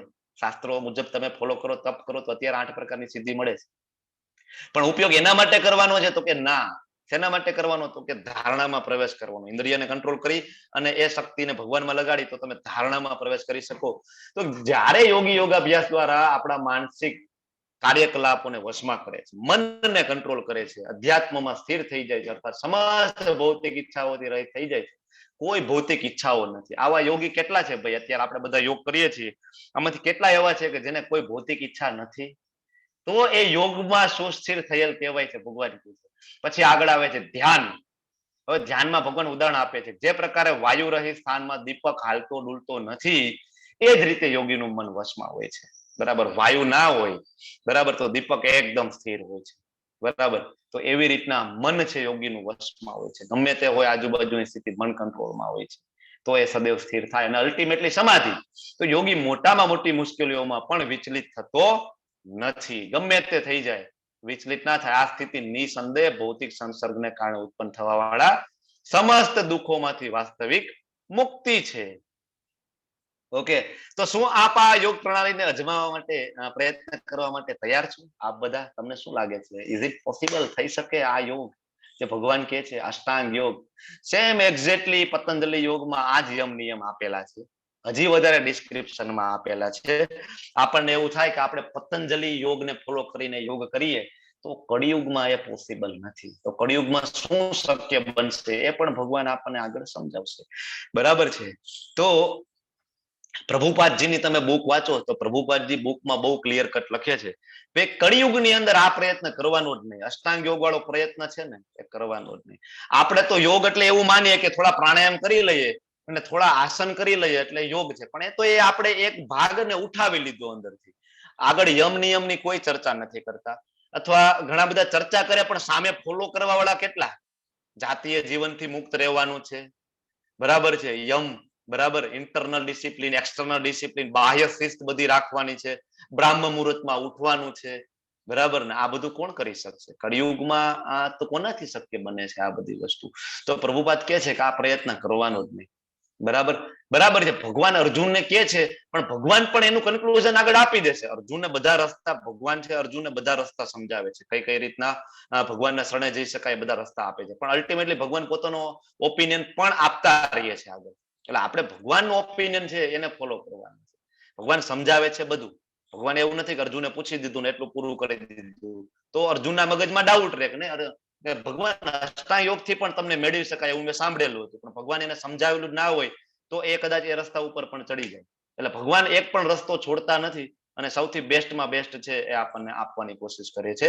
તો પ્રભુપાદ ક્લિયરલી લખે છે, બરાબર છે, શાસ્ત્રમાં બધું લખેલું છે, પતંજલિ યોગમાં બધું લખેલું છે, પણ જ્યારે આચાર્યો આવે ને તો એ જે તે સમય મુજબ, જે તે યુગ મુજબ શું પ્રેક્ટિસ કરી શકાય એનો રેફરન્સ આપણને આપે. જો વેદોની અંદર તો બધા યજ્ઞો લખેલા છે, પુત્ર કામેષ્ટિ યજ્ઞ છે, અશ્વમેઘ યજ્ઞ છે, બધા યજ્ઞો કઈ રીતના કરવા એ પણ લખેલા છે. પણ આપણે જોઈ લીધું શ્રીમદ ભાગવતમમાં કહે છે કે ભાઈ કળિયુગની અંદર કોઈ પણ યજ્ઞ આપણને ફળ એટલું આપી શકશે નહીં, શક્ય નથી. આપણામાં શુદ્ધતા નથી, જે યજ્ઞ કરાવનારમાં પણ શુદ્ધતા નથી કે આપણને ફળ આપણે અર્જિત કરી શકીએ, શક્ય નથી. તો તો કળિયુગની અંદર શું કરવાનું, કયો યજ્ઞ કરવાનો? ભગવાને જપ યજ્ઞ. કીધું 10:25 યસ, યજ્ઞ નામ જપ યજ્ઞોસ્મિ, ખાલી જપ યજ્ઞ, ધેટ ઇઝ બેસ્ટ. તો આચાર્ય જ્યારે આવે તો એ શાસ્ત્રનું એ આપણને એ રીતના સમજાવે કે આપણા સમય મુજબ કયું પોસિબલ છે. શાસ્ત્રમાં તો ઘણું બધું લખેલું છે, અહીં અષ્ટાંગ યોગમાં ઘણું બધું લખેલું કે એકલા રહેવાનું છે અને જાતીય જીવન જીવવાનું નથી અને નિયમ પાળવાના છે, નિયમ બરાબર, ડૂઝ અને ડોન્ટ્સ બધું ફોલો કરવાનું છે. પણ એ કળિયુગમાં બદ્ધ જીવ છે આપણે બધા, શક્ય છે નથી. બરાબર છે. હવે આપણને એમ થાય કે ભાઈ આપણે અષ્ટાંગ યોગ કરીએ અને હું મનને કંટ્રોલ કરી નાખીશ, પણ અર્જુનજી પોતે હમણાં આગળ એમ કહેશે, અર્જુન એમ કહે છે ભગવાન તમે શું વાત કરો છો, તમે એમ કહો છો કે આ અષ્ટાંગ યોગ થી હું મનને કંટ્રોલ કરી લઉં ને હું સમાધિમાં જાઉં, શું વાત કરો પ્રભુ, આ ના થાય મારા કીધે. અર્જુન એમ કે છે કે આ મારાથી થાય એમ નથી. તમે વિચાર કરો કે અર્જુનજી દ્વાપર યુગમાં હતા, સામે સાક્ષાત કૃષ્ણ, સાક્ષાત ભગવાન હતા સામે, બરાબર, અને ભગવાનના પોતે શાશ્વત ભક્ત હતા, નર નારાયણ સ્વરૂપે ભગવાન સાથે અવતરિત થયેલા હતા, ગુરુકુળમાં એનું એજ્યુકેશન થયેલું, બરાબર ને, એ પોતે ખૂબ મોટા તપસ્વી હતા જ અર્જુન, પણ છતાં અર્જુન શું કહે છે, ભાઈ આ પ્રભુ બહુ મને પ્રેક્ટિકલ નથી લાગતું. તો એ કોના માટે કહે છે? આપણા માટે કહે છે. આપણને આ પ્રેક્ટિકલ અત્યારે લાગે નહીં, આપણાથી થાય પણ નહીં. અર્જુનજી ના પાડે છે. અર્જુનજી કોણ હતા એનું ગ્લોરિફિકેશન આપણે અહીંયા લઈ લઈએ તો અર્જુનજી છે ગુરુ દ્રોણના ખૂબ પ્રિય શિષ્ય હતા, સર્વશ્રેષ્ઠ શિષ્ય હતા. ઇવન ગુરુ દ્રોણ છે ને એ પોતાના પુત્ર અશ્વત્થામાને એટલો પ્રેમ નહોતા કરતા કે જેટલો અર્જુનને પ્રેમ કરતા હતા. બરાબર, કેટલા ફોકસ્ડ હતા અર્જુનજી. તમને બધાને આ ઘટના ખબર છે. ગુરુ દ્રોણ કહે છે કે સામે એક વૃક્ષ છે ને એમાં પક્ષી છે ને એની આંખને વિંધવાની છે. અર્જુનને પૂછે છે કે ભાઈ તને શું દેખાય છે? અર્જુન કે મને ખાલી આંખ દેખાય છે, બીજું કઈ નહીં. અને બાકી બધાને પૂછે છે તો ચકલી દેખાય છે, પોપટ દેખાય છે, ઝાડવું દેખાય છે, ડાળી દેખાય છે. તો અર્જુન કેટલા ફોકસ્ડ હતા, મતલબ એનું મન કેટલું કંટ્રોલમાં હતું તમે જુઓ. બરાબર, બીજી ઘટના છે, બરાબર, દ્રૌપદીજીના સ્વયંવરમાં જાય છે અને ખબર છે ને માછલીની આંખ વીંધી દે છે નીચે જોઈને ઓલું તેલ કે પાણી ભરેલું હોય છે ને એમાં એનું પ્રતિબિંબ જોઈને વીંધી દે છે. બરાબર, યક્ષો હુમલો કરે છે, જ્યારે યક્ષોને હરાવી દે છે. બરાબર, એક વખત એવું થાય છે કે ગુરુકુળની અંદર રાત્રે ખૂબ પવન ફૂંકાય છે અને અંધારું થઈ જાય છે અને અર્જુન જોવે છે કે ભીમ છે અંધારામાં જમે છે. તો અર્જુનને ખૂબ આશ્ચર્ય થાય છે. ભીમને પૂછે છે કે ભાઈ તું ભાઈ અંધારામાં દેખાતું નથી, તું કઈ રીતના જમી શકે છો? તો ભીમ કહે છે કે ભાઈ મારું છે ને મન આમાં લાગેલું છે ખાવામાં, એટલે એ કે મારે કઈ જોવાની જરૂર નથી, મને ખબર જ છે બધું અહીંયા છે ને હું ખાઈ શકું છું. તો અર્જુન વિચારે છે કે આનું મન જો ખાવામાં લાગેલું હોય અને અંધારામાં પણ એ જમી શકતો હોય તો હું અંધારામાં તીર કેમ ના ચલાવી શકું? અને એ જ દિવસથી એ જ રાતથી એ ખૂબ પ્રેક્ટિસ કરે છે અને નિંદ્રા ઉપર વિજય મેળવે છે. નિંદ્રા ઉપર વિજય મેળવે એટલે અર્જુનનું શું નામ પડે છે? હરે કૃષ્ણ. અર્જુન છે નિંદ્રાને જીતી લીધી હોય છે. તમને બધાને ખબર હોય તો કહું. હરે કૃષ્ણ. ગુડાકેશ. યસ જિગ્નેશજી, યસ, ગુડાકેશ નામ પડે છે. બરાબર, નિંદ્રાને જીતી લે છે અને શું હોય ત્યારે શું હોય, ના શું હોય ત્યારે એને ઊંઘ પણ ના આવે. આવો અર્જુન એમ કે છે કે ભગવાન મને અઘરું લાગે છે અને આપણે એમ કઈક નહીં અમે યોગા કરશું ભાઈ અમારા માટે ઈઝી છે. ઓકે, તો ખૂબ ડિફિકલ્ટ છે, ખૂબ અઘરું છે. આવું એ બાણ ચલાવે, અંધારામાં પણ બાણ ચલાવી શકે, એને કહેવાય શબ્દભેદી બાણ. તો એવા જ એક વ્યક્તિ બીજા પણ હતા મહાત્મા જે શબ્દભેદી બાણ ચલાવી શકતા હતા. કોણ હતા એ? હરે કૃષ્ણ. દશરથ રાજા. હરે કૃષ્ણ. દશરથ રાજા. કોણે જવાબ આપ્યો? દશરથ રાજા. એક્ઝેક્ટલી, દશરથ રાજા પણ શબ્દભેદી બાણ ચલાવી શકતા હતા. અર્જુનજી કેટલા મહાન હતા એનું ખ્યાલ આપણને ત્યાંથી પણ આવે કે જ્યારે અર્જુનજી બધા વનવાસમાં હતા તો અર્જુનજી મહાદેવને પ્રસન્ન કરવા માટે તપસ્યા કરતા હોય છે. મહાદેવ એની પરીક્ષા લેવા માટે આવે છે. દેવોના દેવ મહાદેવ ભગવાન શ્રી કૃષ્ણ આવે છે, ભગવાન શંકરજી આવે છે. બરાબર, તો ત્યારે ઓલા ડુક્કર હતા. ડુક્કર એટલે બધાનો પાક ખાઈ જાય, હિંસક હોય. તો શાસ્ત્ર એમ કે છે કે ભાઈ આતતાઈઓનો વધ કરવામાં કોઈ વાંધો નથી. જે બીજાને હેરાન કરે, પરેશાન કરે, માણસને મારી નાખે, આવા પશુઓનો વધ કરી શકાય. તો અર્જુનજી તીર ચલાવે છે, એ તીર લાગે છે ડુક્કરને. જંગલી ડુક્કર હોય છે, સુવર હોય છે. અને આ બાજુ મહાદેવજી છે, એક પણ એક શિકારીનો વેશ લઈને આવેલા અને એ પણ તીર ચલાવે છે. બંનેના તીર એક સાથે લાગે છે. અર્જુન કે મેં તીર મારેલું છે, મહાદેવજી કે મેં તીર મારેલું છે. બંને વચ્ચે ઘમાસાન યુદ્ધ થાય છે. ભગવાન લીલા કરે છે, શંકરજી આવે છે, મહાદેવ લીલા કરે છે. ઘમાસાન યુદ્ધ થાય છે અને મહાદેવ ખૂબ પ્રસન્ન થાય છે. વાહ અર્જુન વાહ. અને પછી પાશુપતાસ્ત્ર નામનું શસ્ત્ર એમને આપે છે મહાદેવ. તો આટલા ગ્લોરિયસ છે અર્જુન બરાબર. નર નારાયણ સ્વરૂપે આવે છે, નર નારાયણ નો અવતાર જે થાય છે બંને સાથે આવે છે. બરાબર. એટલે ભગવાન 2.12 માં પણ અર્જુનને શું કહે છે કે નત્વે વાહમ જાતુ નાસમ નત્વમ નેમે જનાધિપા ન ચેવ ન ભવિષ્યામ સર્વે વયમત પર. કે અર્જુન એવું નહોતું કે પેલા હું નહોતો, હું પણ પેલા હતો, તું પણ પેલા હતો, અત્યારે પણ આપણે બે છીએ, ભવિષ્યમાં પણ આપણે બે હોઈશું. મતલબ પેલા આપણે બે નર નારાયણ તરીકે આવી ગયા હતા અર્જુન. બરાબર. આપણા બંનેના ઘણા બધા જન્મ થઈ ગયા છે. બરાબર. તો ભગવાન સાથે અર્જુનજીના ઘણા જન્મ થયેલા છે. આવા જે અર્જુન છે એમ કે છે કે અઘરું છે મારા માટે યોગ કરવો. એક વખત એવું થાય છે કે સ્વર્ગની અંદર યક્ષો હુમલો કરી દે છે, ઘમાસાણ યુદ્ધ થાય છે. ઇન્દ્ર છે અર્જુનની હેલ્પ માટે અર્જુનને બોલાવે છે, અર્જુન જાય છે અને એ અર્જુન એકલા હાથે ત્યાં બધાનો વધ કરી નાખે છે. આપણે ગોલોક ચાર્ટમાં જોયું હતું સ્વર્ગ લોક ક્યાં આવેલો છે. હવે એ સમયે એવી શક્તિ હતી અર્જુનમાં, બરાબર, કે એ ત્યાં જઈ શકે. બરાબર. સ્વર્ગમાં જઈ શકે, બીજા ગ્રહો ઉપર જઈ શકે. અત્યારે તો આપણે પૃથ્વીના લેયરમાંથી બહાર નીકળવું હોય તો આપણે કેટલી બધી વ્યવસ્થાઓ જોઈએ, સ્પેસ જેકેટ પહેરવું પડે, રોકેટ જોઈએ, ઘણું બધું. એ સમયે અર્જુનજી જઈ શકતા હતા. બરાબર છે. આટલા મોટા તપસ્વી હતા તો એ ત્યાં જાય છે અને બધાનો વધ કરી દે છે. બરાબર. સેમ કરદમ ઋષિ છે તો એ વિમાન બનાવે છે અને ગમે તે લોકમાં એ ફરી શકે છે. બરાબર.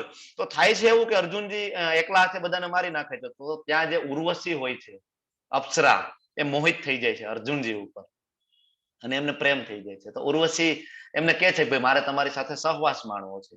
પણ અર્જુનજી કે માતાજી મને માફ કરો. ઉર્વશી ખીજાઈ જાય છે કે મને માતાજી કહો છો તમે? માતાજી બસ મારી ભૂલ થઈ ગઈ માતાજી. બરાબર. તો ઉર્વશી છે એને શ્રાપ આપે છે અર્જુન કે જા તું છે ને 1 વર્ષ સ્ત્રી થઈ જઈશ, તું સ્ત્રી જેવો છો, તને સ્ત્રી થઈ જશે. હકીકતે આ ભગવાનની લીલા છે કૃષ્ણની. પછી અર્જુનનું ત્યારે નામ આપે છે બૃહનલલા. અને એ જ્યારે મહાભારતના યુદ્ધમાં એને વનવાસ મળે છે, બરાબર, અને એમાં જે અજ્ઞાતવાસ મળે છે છેલ્લે, તો એ 1 વર્ષ બૃહનલલા તરીકે અર્જુનજી રહે છે. જો જ્યારે મનુષ્ય એકલો હોય ને ત્યારે એની કહેવાય ચરિત્ર ની પરીક્ષા થાય. જો અર્જુનજી સાથે સ્વર્ગમાં કોઈ નહોતું, ઉર્વશી અને અર્જુનજી બંને એકલા જ હતા, કોઈ નહોતું, આજુબાજુમાં જોવાળું કોઈ નહોતું, અર્જુનજીના પત્ની કે કોઈ નહોતું, ભાઈઓ પણ નહોતા. છતાં અર્જુનજી શું કે છે? માતાજી મને માફ કરો. આવું અર્જુનનું ચરિત્ર હતું. આટલી એની ઇન્દ્રિયો સંયમિત હતી, કહેવાનો મતલબ છે કે આટલી એની ઇન્દ્રિયો સંયમિત હતી છતાં એ અર્જુન શું કે છે? ચંચલામ હિ મના કૃષ્ણ પ્રમાથી બલવદ્રઢમ તસ્યા અહમ નિગ્રહમ મન્યે વાયોર ઇવ સુદુષ્કરમ. હે કૃષ્ણ, કારણ કે મન ચંચળ, અસ્થિર, ઉચ્છરખલ, દુરાગ્રહી તથા અત્યંત બળવાન છે. અંતે મને એને વશમાં કરવું એ વાયુને વશમાં કરવાથી પણ અઘરું લાગે છે. અહીંયા મનના ગુણો આપે છે, મનના લક્ષણો આપે. કેવું મન છે? ખૂબ ચંચળ છે. કેવું છે? ઉચ્છરખલન, ઉચ્છખલન એટલે કે મેડ છે, ગાંડું છે. અચ્છા. અને દુરાગ્રહી, જિદ્દી છે, કોઈનું માને નહીં એવું છે. ઓકે, તો મનને દોરડાથી બાંધી દઈએ તો ચાલશે? અર્જુન કે ભગવાન અત્યંત બળવાન છે, તમે હાથીઓ પણ લઈ આવો તો પણ મન રોકાય નહીં. તમે વિચાર કરો કે અત્યારે બેઠા છીએ, 1 સેકન્ડમાં આપણે વિચાર કરીએ કે આપણે અમેરિકામાં ફરતા હોઈએ મનથી, 1 સેકન્ડમાં વિચારીએ તો આપણે હરિદ્વારમાં હોય, 1 સેકન્ડમાં વિચારીએ તો આપણે ગોવામાં હોય, શિમલામાં હોય, મનાલી. મનની સ્પીડ કેટલી છે, કેટલું ચંચળ છે. તો અર્જુન કહે છે કે ભગવાન એને કંટ્રોલ કરવું મારા માટે ખૂબ અઘરું છે, મારાથી તો એ થાય એવું નથી. બરાબર. તો અહીંયા અર્જુન કહે છે કે હું વાયુને વશમાં કરી લઉં. તો એ સમયે એવા વસ્ત્ર હતા કે અર્જુન પાસે કે વાયુને પણ કંટ્રોલ કરી શકે, વાયુની ગતિ રોકી દે. પંચ તત્વના એની પાસે જે આપણે કહેવાય કે જે પંચ મહાભૂત છે, પૃથ્વી, જળ, વાયુ, અગ્નિ અને આકાશ, આ બધા પ્રકારના શસ્ત્રો એની પાસે હતા. વરુણાસ્ત્ર ફેંકે તો ધોધમાર વરસાદ પડી જાય, વાયવાસ્ત્ર ફેંકે તો મોટો વંટોળ આવે અને બધા એમાં ઉડી જાય અને તહસ નહસ થઈ જાય. બરાબર. આવા બધા એની પાસે શસ્ત્રો હતા. બરાબર છે. છતાં એમ કે છે કે મારાથી અઘરું છે. અત્યારે આપણે જે શસ્ત્રો છે આપણી પાસે એ બધા અગ્નિ બેઝ છે, ગન છે, રોકેટ છે, બધામાં એક ખાલી અગ્નિ બેઝ જ છે આપણી પાસે. આપણી પાસે વાયુ બેઝ શસ્ત્રો નથી, પૃથ્વી બેઝ નથી, આકાશ બેઝ નથી. બરાબર. એવું શસ્ત્ર ફેંકે કે એટલો મોટો અવાજ થાય કે અવાજના કારણે કાન બધાના ફાટી જાય, મૃત્યુ થઈ જાય. અર્જુન પાસે આવા શસ્ત્ર હતા. એ અર્જુન એમ કે છે ભગવાન આપણા માટે અઘરું છે ભાઈ. તો ભગવાન શું કે છે ભગવાન કૃષ્ણ કે છે કે હે મહાબાહો કુંતી પુત્ર, નિસંદેહ ચંચળ મનને વશ કરવું અઘરું છે. જો હવે ભગવાન પોતે પણ કે છે, ભગવાન સોલ્યુશન પણ આપશે, અને ભગવાન છે સલાહ આપતા પહેલા એગ્રી કરે છે કે ના ના તું કેસ ને ભાઈ અર્જુન, એ સાચી વાત છે ભાઈ, મનને વશ કરવું અઘરું છે. આ વાત આપણે ભગવાન પાસેથી શીખવી પડે કે આપણે કોઈને સલાહ આપીએ તો પહેલા એની વાત આપણે શાંતિથી સાંભળવી જોઈએ, બરાબર, પછી એને એગ્રી કરી, ના ના તમે કહો છો એ બરાબર છે પણ મને આવું લાગે છે ખરેખર આપણે આમ કરીએ ને તો આ બરાબર છે.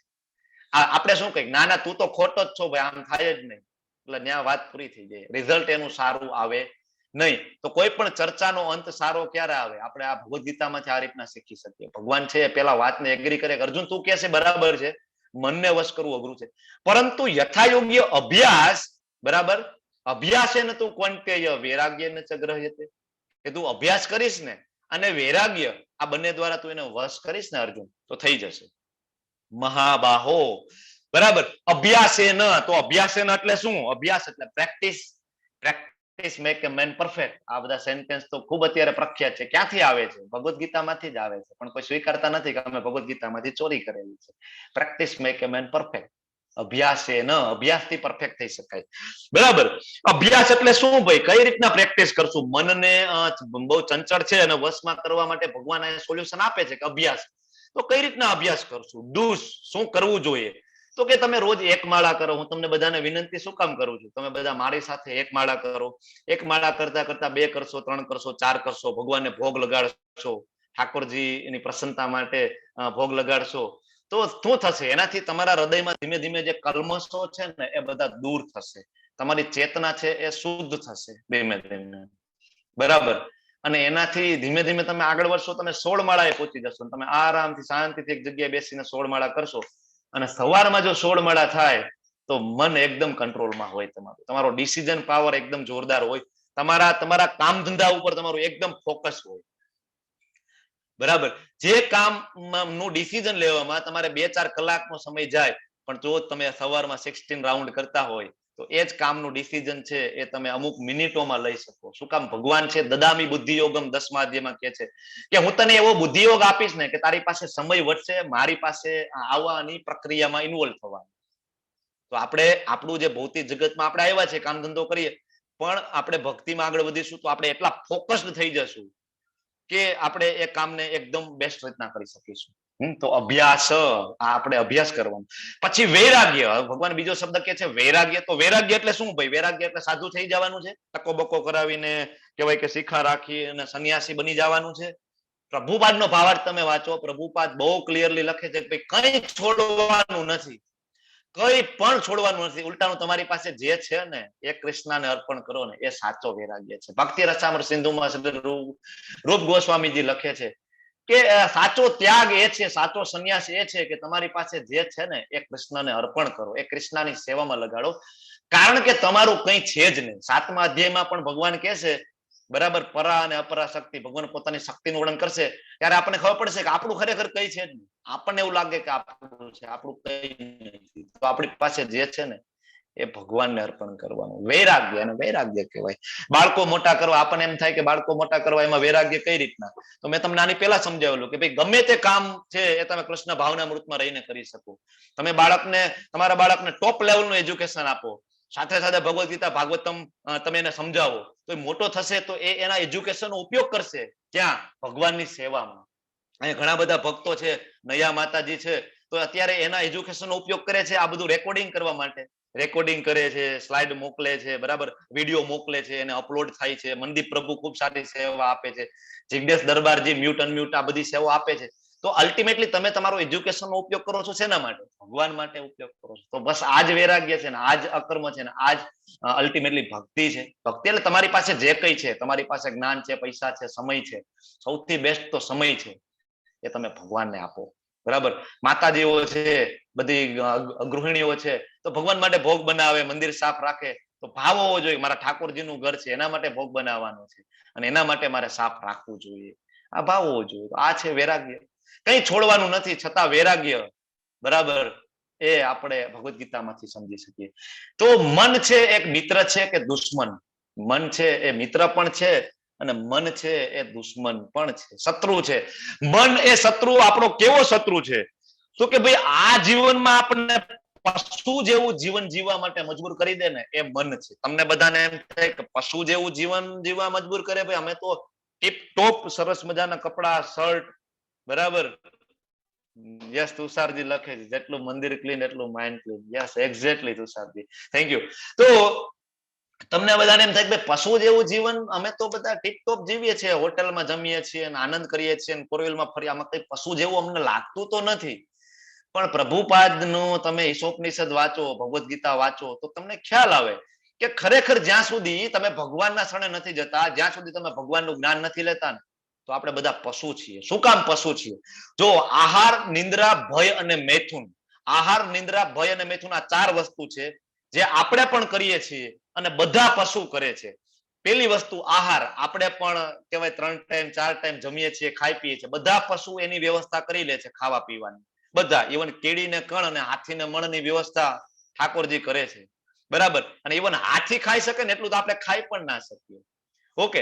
બીજું નિંદ્રા, બરાબર. આપણને એમ થાય કે અમે આરામ કરીએ છીએ, નિંદ્રા કરીએ છીએ, બધા પશુ સુવે છે, બધા નિંદર કરે છે. રીછ જેટલું સુવે ને એટલું આપણે આરામ ના કરી શકીએ. ડેટકો જેટલું સુવે ને એટલું આપણે સુઈ ના શકીએ. 6 મહિના સુધી સુતા રહે આ બધા. તો આપણે તો એમાં પણ પાછળ છીએ. પછી સ્વરક્ષણ, બરાબર. આહાર, નિંદ્રા, ભય, ભય એટલે સ્વરક્ષણ. બધા પશુ છે એ પોતાનું ભયથી રક્ષણ કરવા માટે ગુફા બનાવે છે, બરાબર. ઘોસલા બનાવે છે પક્ષીઓ. કૂતરાઓ છે તો પોતાનો એરિયો બનાવે છે, બરાબર. અજાણું કૂતરું શેરીમાં આવી ગયું હોય તો તરત બધા કૂતરા ભેગા થઈને કહી દે ભાઈ આ મારો ઇલાકો છે, હું એનો લીડર છું. તો એ પણ એનું ભય અને એનું સ્વરક્ષણ કરે છે. અને છેલ્લી વસ્તુ છે આહાર, નિંદ્રા, ભય અને મૈથુન. મૈથુન એટલે જાતીય સંબંધ. તો આપણે પણ સંતાન ઉત્પત્તિ માટે જાતીય સંબંધ બાંધીએ છીએ અને બધા પશુ પણ એ વસ્તુ કરે છે. તો તમે વિચાર કરો કે આપણે પણ આહાર માટે અને ભય સ્વરક્ષણ માટે, મકાન બનાવવા માટે આપણે બધા કામ કરીએ છીએ, ખૂબ પૈસા એકઠા કરીએ છીએ. તો પશુ પણ ખાય છે ને એ પણ એનું ઘોસલું બનાવી દે છે, એ પણ સંતાન ઉત્પત્તિ કરે છે ને એ પણ આરામ કરે. તો આપણા અને પશુમાં ડિફરન્સ ક્યાં છે?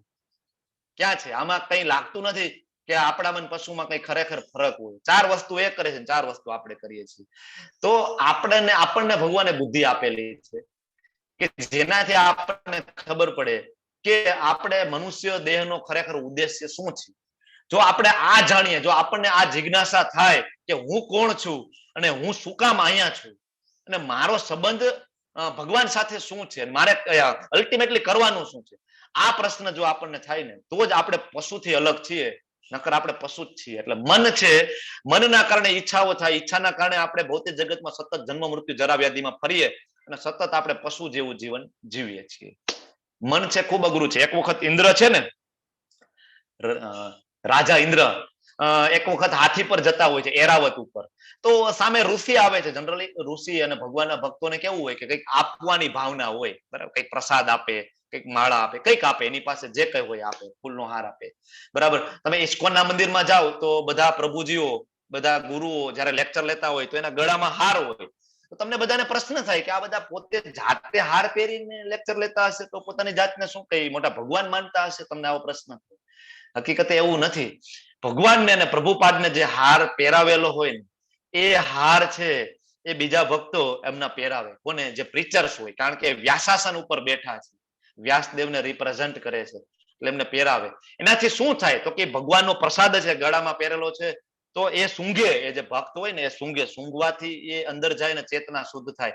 અને ગળા ઉપર હાર હોય ને તો એ જે પ્રીચર્સ હોય ને એને એમ થાય કે નહીં, કૃષ્ણજીનો હાથ છે મારા ખંભા ઉપર, મારે ચિંતા કરવાની જરૂર નથી. કોઈ અઘરા પ્રશ્ન પૂછશે તો ભગવાન છે મારી સાથે, જવાબ આપશે, અંદર પરમાત્મા સ્વરૂપે બેઠા હોય, બરાબર છે. તો આ રીતના એ બધા હાર પહેરતા હોય. પછી તમે બધા મંદિરમાં જાઓ ને તો ભગવાનને જે ફૂલ ચડાવેલા હોય ને, સવારે ચડે બધા ફૂલ, સાંજે લઈ લે, એ બધા ફૂલ બધા ભગવાનને આપે. અને તમે વૃંદાવનમાં જાઓ તો એ બધા ફૂલ ઘણા બધા ભક્તો કાન ઉપર ચડાવે ને પછી સુંદર મજાનું નૃત્ય કરતા હોય, ગાંડાની જેમ ખોવાઈ ગયા હોય, બરાબર. જે ખરેખર ભગવાનને જાણતા નથી એ જોવે તેમ થાય કે આનું તો મગજ ચહકી ગયું લાગે, આ ગાંડો થઈ ગયો લાગે, અહીંયા ફૂલ ભરાવેલું છે ને કેવું લાગે. પણ એ ભગવાનના ભાવમાં લીન છે, બરાબર છે, ગાંડો નથી.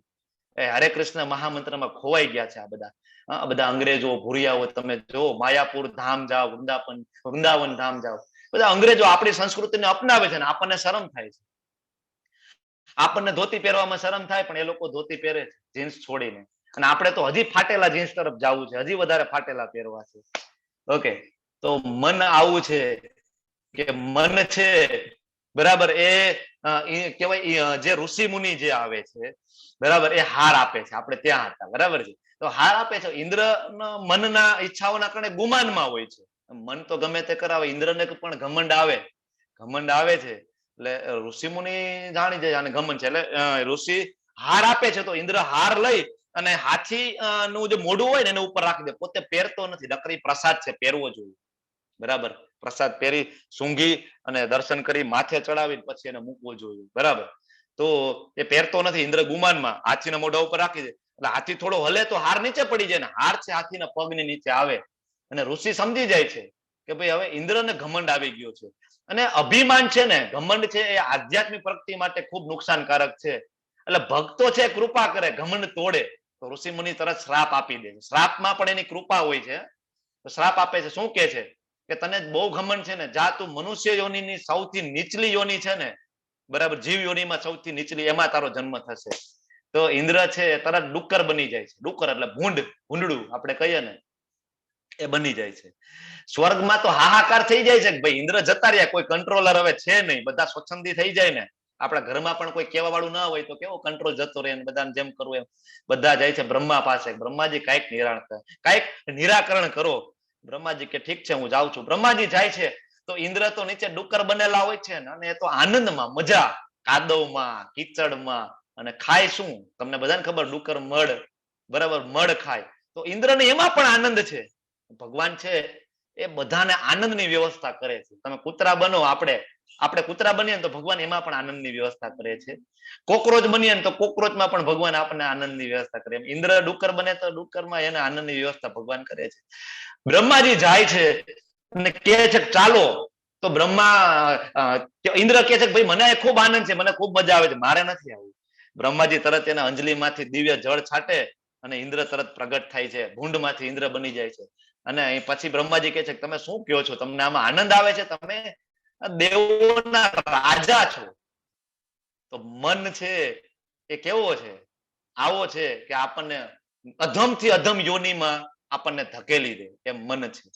તો મનને જો આપણે મિત્ર બનાવીને તો આપણે આમાંથી બહાર પણ નીકળી શકીએ. ભગવાન કહે છે જેને મન ઉપર વિજય મેળવ્યો છે એના માટે મન સર્વશ્રેષ્ઠ મિત્ર છે. મન ઉપર વિજય મેળવીએ તો મન આપણો મિત્ર છે, પણ જે આમ કરવામાં નિષ્ફળ છે એના માટે સૌથી મોટો શત્રુ છે. હમણાં આપણે જોયું ને, સૌથી મોટો શત્રુ છે. આ જીવનમાં તો ઠીક, આવતા જીવનમાં પણ આપણને મનુષ્ય શરીર મળશે ને, એવું બનશે શક્ય નહીં બને જો આપણે મનને કંટ્રોલ નહીં રાખીએ ને, તો નહીં શક્ય બને. કારણ કે શાસ્ત્રો લખે છે મનુષ્ય દેહ છે ને એ અલભ્ય છે, અલભ્ય, શક્ય નથી બીજી વાર મળવું હોય તો બહુ અઘરું છે. શાસ્ત્રોમાં ત્યાં સુધી વર્ણન આવે છે કે એક મોટો સમુદ્ર છે, તેમાં એક મોટું લાકડું, અને એમાં આટલું તમે કાણું પાડી દો, લાકડાને એક સાઈડ તમે તરતું મૂકી દો, અને સમુદ્રના બીજા છેડે તમે હંસને તરતું મૂકી દો, હંસ. અને એ હંસ આખા સમુદ્રમાં પૃથ્વી ઉપર ફરતા ફરતા ફરતા લાકડાને શોધી લે, અને લાકડામાં જે હોલ છે એમાં એની ડોક નાખી દે. આવી સંભાવના કેટલી? ખૂબ જ ઓછી, ખૂબ જ ઓછી. શાસ્ત્ર એમ કહે છે કે એ સંભાવના પણ બરાબર છે, પણ મનુષ્ય જીવન મળવું ને એ તો એના કરતા પણ દુષ્કર છે. તો તમને બધાને મનુષ્ય જીવન મળ્યું છે, ભગવદ ગીતાનું જ્ઞાન તમને મળી રહ્યું છે, તો તમને બધાને વિનંતી છે કે તમે આમાંથી અપલિફ્ટ થવાની જરૂર કોશિશ કરો. આપણે કંઈ છોડવાનું નથી. આપણા બધાનું એજ્યુકેશન એવા બધા વાતાવરણમાં થયેલું ને, એટલે આપણે આ પુનર્જન્મની વાતો કરીએ તો આપણા ઉપર માણસો હશે. અત્યારે માણસો એકદમ શોર્ટ સાઇટેડ થઈ ગયા છે કે ભાઈ નેક્સ્ટ બર્થની શું વાત કરો, બીજા જન્મની શું વાત કરો, અહીંયા જ બધું મજા કરો ને ભાઈ, જે કઈ છે અહીંયા જ છે. કારણ કે કોઈ પાસે જ્ઞાન જ નથી ખરેખર શું પ્રોસેસ થવાની છે આગળ. કોઈને વાંચવું નથી, શાસ્ત્રોમાં કોઈને વિશ્વાસ નથી. મન કેવું છે? મન અગ્નિ જેવું છે. અગ્નિ જો નિયંત્રણમાં હોય ને તો તમારા ઘરની અંદર રસોઈ પણ બનાવે, સુંદર મજાનો પ્રસાદ તમને મળે નિયંત્રણમાં હોય તો. અને નિયંત્રણ બહાર હોય ને તો મોટા મોટા જંગલોનો વિનાશ કરી નાખે. એ જ અગ્નિ તમારું ઘરને બાળીને ભસ્મ પણ કરે. આ અગ્નિ છે. એટલે મન આપણને શારીરિક રીતના બીમાર કરી શકે. એઝ એ ડોક્ટર મને ખબર છે કે મોટા ભાગની બીમારીઓ છે મનથી શરૂઆત થાય. એમાં મારો જે વિષય છે આંતરડાનો વિષય છે બરાબર. તો આંતરડાની મોટા ભાગની જે બીમારીઓ છે મનથી થાય. આંતરડામાં ચાંદા પડવા, અલ્સર થવા, હરસ મસા ભગંદર થવા બરાબર, મોટા ભાગે અપચો થવો, કબજિયાત થવું, આ બધા જે કોન્સ્ટિપેશન, આ બધી બીમારીઓ બધા સાથે મન સંકળાયેલું છે. બીપી ડાયાબિટીસ, અલ્ઝાઇમર, આ બધું છે એ મન. અને મન છે આપણો મોટામાં મોટો શત્રુ છે. મનને કંટ્રોલ કરીએ તો તમારે અમારા જેવા ડોક્ટરોના પગથિયા ચડવા પડશે નહીં. ભગવાન અહીંયા સમજાવે છે. ભક્તિમાં આવે તો જો આ પણ ફાયદો થાય. તમારી ફૂડ હેબિટ સારી થઈ જાય, બહારનું જમવાનું તમે ધીમે બંધ કરી દો, વ્યસનો તમારા બંધ થઈ જાય, બરાબર. તો ડોક્ટરના પગથિયા ના ચડવા પડે. જેટલું જીવો એટલું તમે સારું જીવો. ઓકે, હવે એક આપણે બધાને પ્રશ્ન થાય, અરે કૃષ્ણ મ્યુટ કરજો. આપણે બધાને એમ પ્રશ્ન થાય કે ઠીક છે ભાઈ પ્રભુજી તમે કયો છો તો અમે માળા ને બધું તો કરીએ, તમે બહુ આગ્રહ કરો છો તો શરૂઆત કરીએ માળા, બરાબર. તો હવે માળા અમારાથી ના થઈ અને કદાચ અમારું મન છે ખૂબ ચંચળ થયું ને પાછું અમે ભૌતિકતામાં ડૂબી ગયા તો અમે જે કરેલું છે વેસ્ટ ગયું એવું થશે ને? તો અમે અત્યારે જે કરીએ છીએ અમારું વેસ્ટ જશે. એટલે અર્જુન છે એ ભગવાનને પૂછે છે કે જે વ્યક્તિ યોગમાં સફળતા પ્રાપ્ત કરવામાં નિષ્ફળ જાય તો એનું સ્થાન શું છે પ્રભુ? હવે અહીંયા જે યોગ શબ્દ છે એ યોગ એટલે યમ નિયમ વાળા યોગીની વાત થતી નથી, બરાબર છે. નિષ્ફળ જાય તો બધું પૂરું, મૃત્યુ આવી જાય તો બધું પૂરું, બરાબર. તમને એમ થાય કે ભાઈ હું ટ્રાય કરું તો ખાતરી શું? તો ભગવાન અહીંયા 6.41 માં કે છે અહીંયા જે યોગીનો યોગ લખેલો છે એ યોગ છે ભક્તિ યોગ.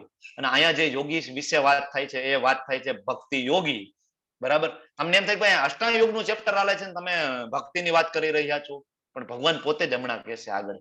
ઓકે, તો નિષ્ફળ જાય તો શું? તો કે જે અસફળ યોગી છે ને એનું શું થાય? તો કે પુણ્યાત્મા લોકોના લોકમાં અનેક વર્ષો સુધી રહે. પુણ્યાત્મા લોકોના લોકમાં એટલે કે સ્વર્ગમાં જાય. આપણે માળા કરતા હોય અને આપણને ખૂબ ભોગ ભોગવવાની ઈચ્છા થાય તો ભગવાન જોવે છે.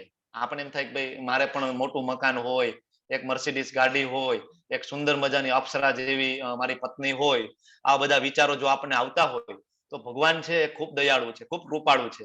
તમે એની ભક્તિ કરતા હોય તો ભગવાન એમ કે ઇટ્સ ઓકે, તારે ભોગ કરવા છે ને હું તને ઉચ્ચ કોટીના ભોગ આપીશ, ઉચ્ચ કોટીના, કે જે તે કોઈ દિવસ જોયા પણ નહીં હોય. તો શું કે છે ભગવાન કે વાંધો નહીં, તું માળા કરતો હતો ને તારાથી પૂરી ના થઈ ને તો હું તને એવું આપીશ કે પુણ્યાત્મા લોકોના લોકમાં અનેક વર્ષો સુધી તું રહીશ, મતલબ કે તું સ્વર્ગમાં રહીશ અને ત્યાં ઉચ્ચ કોટીના ભોગ તું ભોગવીશ. પછી શું થાય? તો કે પછી તારો હું જન્મ કરાવીશ ક્યાં? તો કે સદાચારી લોકોના લોકમાં તને જન્મ અપાવીશ.